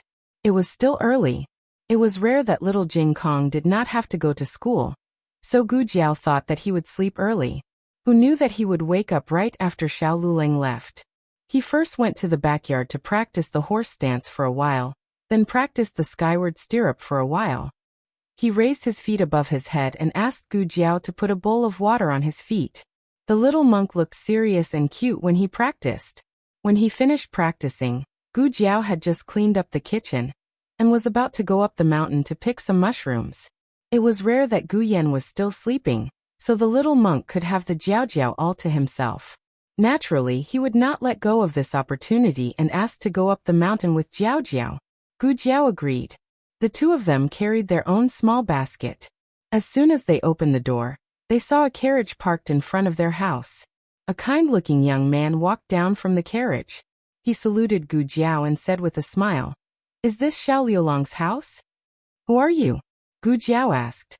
The young man said with a pleasant expression, Are you Mrs. Xiao? My housekeeper asked me to invite Mrs. Xiao to town for a chat. The latest chapter of this book is not finished yet. For more exciting content, please scan the QR code below to download the app. The novel is updated faster. Millions of novels are free to read. There are all kinds of novels that you can't find online. https://www.zhhbqg.com/89642_8964226/115482732. HTML Genius remembered the website address in 1 second. www.zhhbqg.com Bikuj mobile reading website. zhhbqg.com.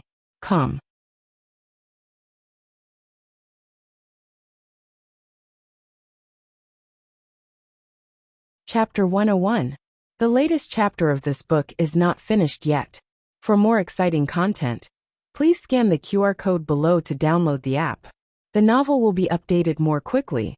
Millions of novels will be read for free. There are all kinds of novels that can't be found on the internet here. In order to prove his identity, the young man took out a token of his mansion. It was not a bronze token, but an iron token engraved with lines. Gu Jiao had not been here for a long time. Usually, she was in contact with the villagers in the village and had little contact with the big families. However, she also knew that such tokens were strictly controlled in the Zhao kingdom. Ordinary wealthy families could only use wooden plates, and above that were fishbone plates. Only officials could use iron plates. However, the iron tokens of officials had the emblem of the Zhao kingdom on the back, but this iron token obviously did not. So there was only one possibility. Although the other party was not an official, his background might be even more powerful than an official. Jiao. Little Jingkong looked at Gu Jiao with confusion. He was still young and did not understand what was going on. Gu Jiao touched his little head and said to the young man, Okay, I'll go with you. Then she said to Little Jingkong, Let's go find Grandaunt. No. Little Jingkong shook his head like a rattledrum. These days, he had been going to school every day and had no time to play with Jiao. He finally had a day off, and he wanted to be Jiao's little tail. Gu Jiao looked at his big black eyes full of expectation and finally did not refuse. Okay. The young man smiled and made a gesture. Please. Gu Jiao went next door to tell Xuaningxiang and asked her to take care of the house. Then she and little Jing Kong sat in the carriage prepared by the young man. The young man himself rode the horse and followed them. The carriage soon arrived at the only tea house in the town. The owner of this tea house was from the provincial capital. It was said that he had a powerful background. Usually, people who visited the tea house were famous people in the town. However, the tea house was empty today. It seemed that it had been booked. The other party was really generous. Gu Jiao and little Jing Kong were led into an elegant and unique room by the young man. The young man ordered the servants to serve tea and snacks. He seemed to be very attentive to Gu Jiao. If it were a normal person, they would have been smug. But Gu Jiao was very calm. As the saying goes, one does not visit a temple without a cause. There must be a demon behind this abnormal situation. With her current status, she could not afford to be served like this. The young man said, Madam Xiao, please wait for a moment. I will go and ask Steward Zhou to come over. Gu Jiao nodded. The young man's politeness to her was actually superficial. Gu Jiao could feel the contempt in his bones. However, Gu Jiao did not force him. Some people went blind at a young age. It was his loss, not hers. The young man really didn't think much of a village woman, especially when Gu Jiao was so ugly. He was even more disdainful of her. However, the steward had told him that he must be very polite to Madame Xiaocai and must not show any disrespect. The young man turned to ask his steward. Steward Zhou came quickly. After all, he was a steward. He was much better than the young man in terms of facial expression. At least, the smile on his face looked very sincere. Little Jing Kong took a plate of snacks from the table and handed it to little Jing Kong. Go and play in the yard for a while. I have something to talk to someone. Okay. Little Jing Kong jumped down from the wooden stool, took the plate of snacks, and went out quietly. The window was open. Gu Jiao could see the whole yard from where she was sitting. Little Jing Kong found a small stone stool and sat down. He swung his short legs while eating. He probably noticed that Gu Jiao was looking at him. He turned his head and smiled sweetly at Gu Jiao. Gu Jiao also smiled. He was so happy that he flew up and continued to eat the snacks. Steward Zhou patiently waited for them to finish their interaction. Then he stepped forward and bowed to Gu Jiao. Nice to meet you, Madam Xiao. Gu Jiao didn't get up to salute him. She wasn't flattered. She just nodded calmly. Steward Zhou was a little surprised. He sized Gu Jiao up from head to toe. It was as if she was just an ordinary village girl in terms of clothes and appearance. In fact, because of her appearance, she should feel even more inferior and embarrassed than ordinary women. However, she didn't feel that way. Instead, she gave people an illusion that she was unattainable. Steward Zhou calmed down and said to Gu Jiao, Madam Xiao, I'm from the Lin family in the provincial capital. Have you heard of the Lin family? No, Gu Jiao said concisely. Steward Zhou was surprised. Was this girl a local? How come she hadn't heard of the Lin family? The Lin family was the local tyrant in Yuzhou. Even the prefecture overseer had to give the Lin family some face. The Lin family was originally in the salt transportation business. In the early days, they sold illegal salt and established their own salt gang. The imperial court sent an army to attack the salt gang. In the end, both sides suffered losses. Later, the imperial court adopted a policy of enlistment and incorporated the salt gang. Although they were incorporated, the salt gang was still managed by the Lin family. It was just that the silver earned from the salt transportation was equally divided with the imperial court. Moreover, the salt gang was no longer allowed to oppress the common people and rob them of their wealth. When necessary, they had to assist the imperial court in eliminating water bandits. Steward Zhou gave a general explanation of the Lin family's background. Then he began to wait. Gu Jiao was shocked. In the end, Gu Jiao was still very calm. Was this girl stupid? It's good that she was stupid.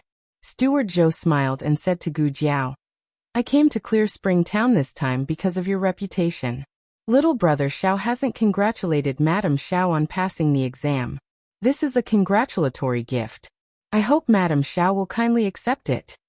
As he spoke, he gave a look to the servant outside the room. A maidservant came in with a heavy box. After putting the box on the table, Steward Zhou waved his hand and let the maidservant withdraw. Steward Zhou opened the box, revealing the shining silver inside. Gu Jiao's gaze fell on the silver ingots. She asked indifferently, "Steward Zhou, if you have something to say it directly." A country person seeing so much silver was unexpectedly so calm. Steward Zhou became more and more suspicious of this Madame Xiao. However, he didn't show it on his face. He smiled and said, "Madame Xiao is really a straightforward person. To tell you the truth, little brother Xiao took the first place in both the county and capital examinations. His results are outstanding. After my family's master read his essay, he very much admires little brother Xiao's talent. He wants to invite little brother Xiao to the provincial capital's Lin family as a guest." Gu Jiao didn't hurry to respond.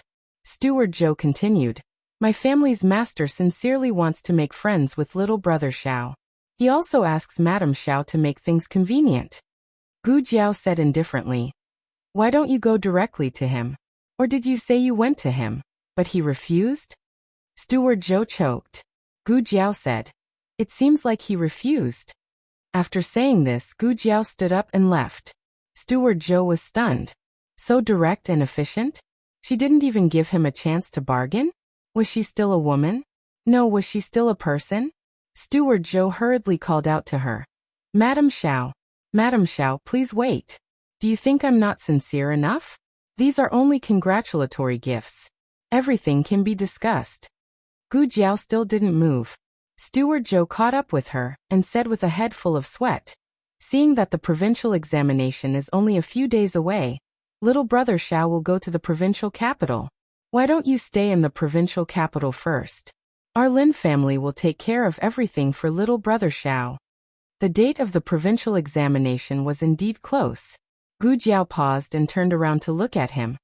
Then what does he need to do? Pack up his things, move in, and leave after the examination? Steward Zhou was almost choked by Gu Jiao's straightforwardness. "It's like this.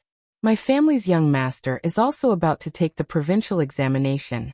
I'd like to ask little brother Xiao to give some pointers to my family's young master during his short stay." Gu Jiao said, "Oh, so it's to be a teacher. But since he already refused."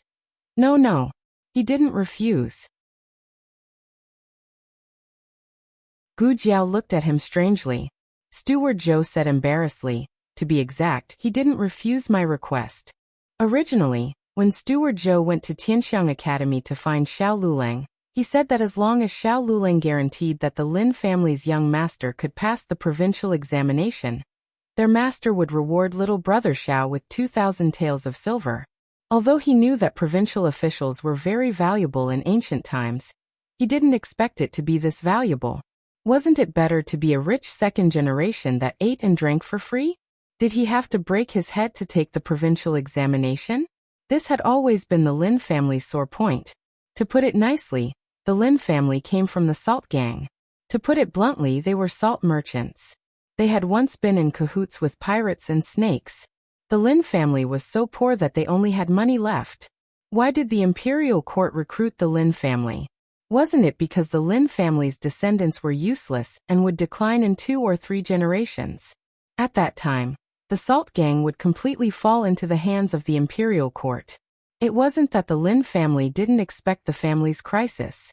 It was just that they looked brave at that time, but in reality, they didn't have the strength to fight against the imperial court. Even if they fought with their backs to the river, at most they would kill a few thousand of the imperial court soldiers. However, the Lin family wouldn't have a single person left alive. Being recruited would at least give the Lin family several decades of stability. The Lin family hoped that their descendants would have some prospects and be able to support the Lin family in the future.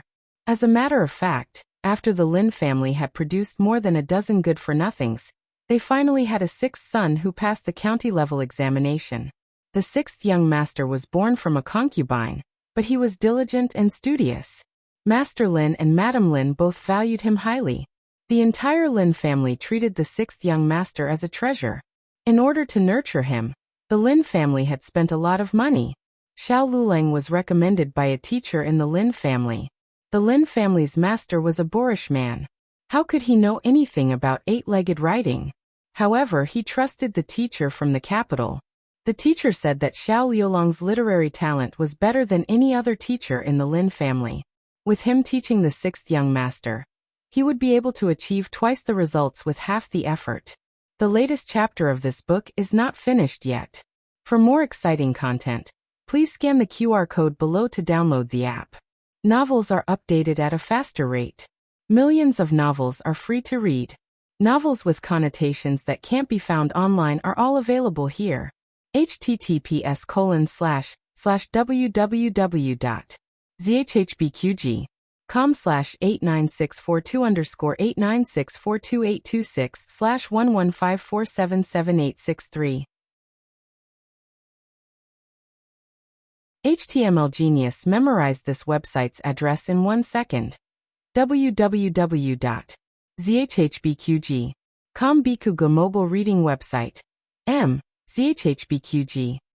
You're tuning in to the Earbook Haven YouTube channel. Don't forget to subscribe and join us on this journey to catch the most captivating stories.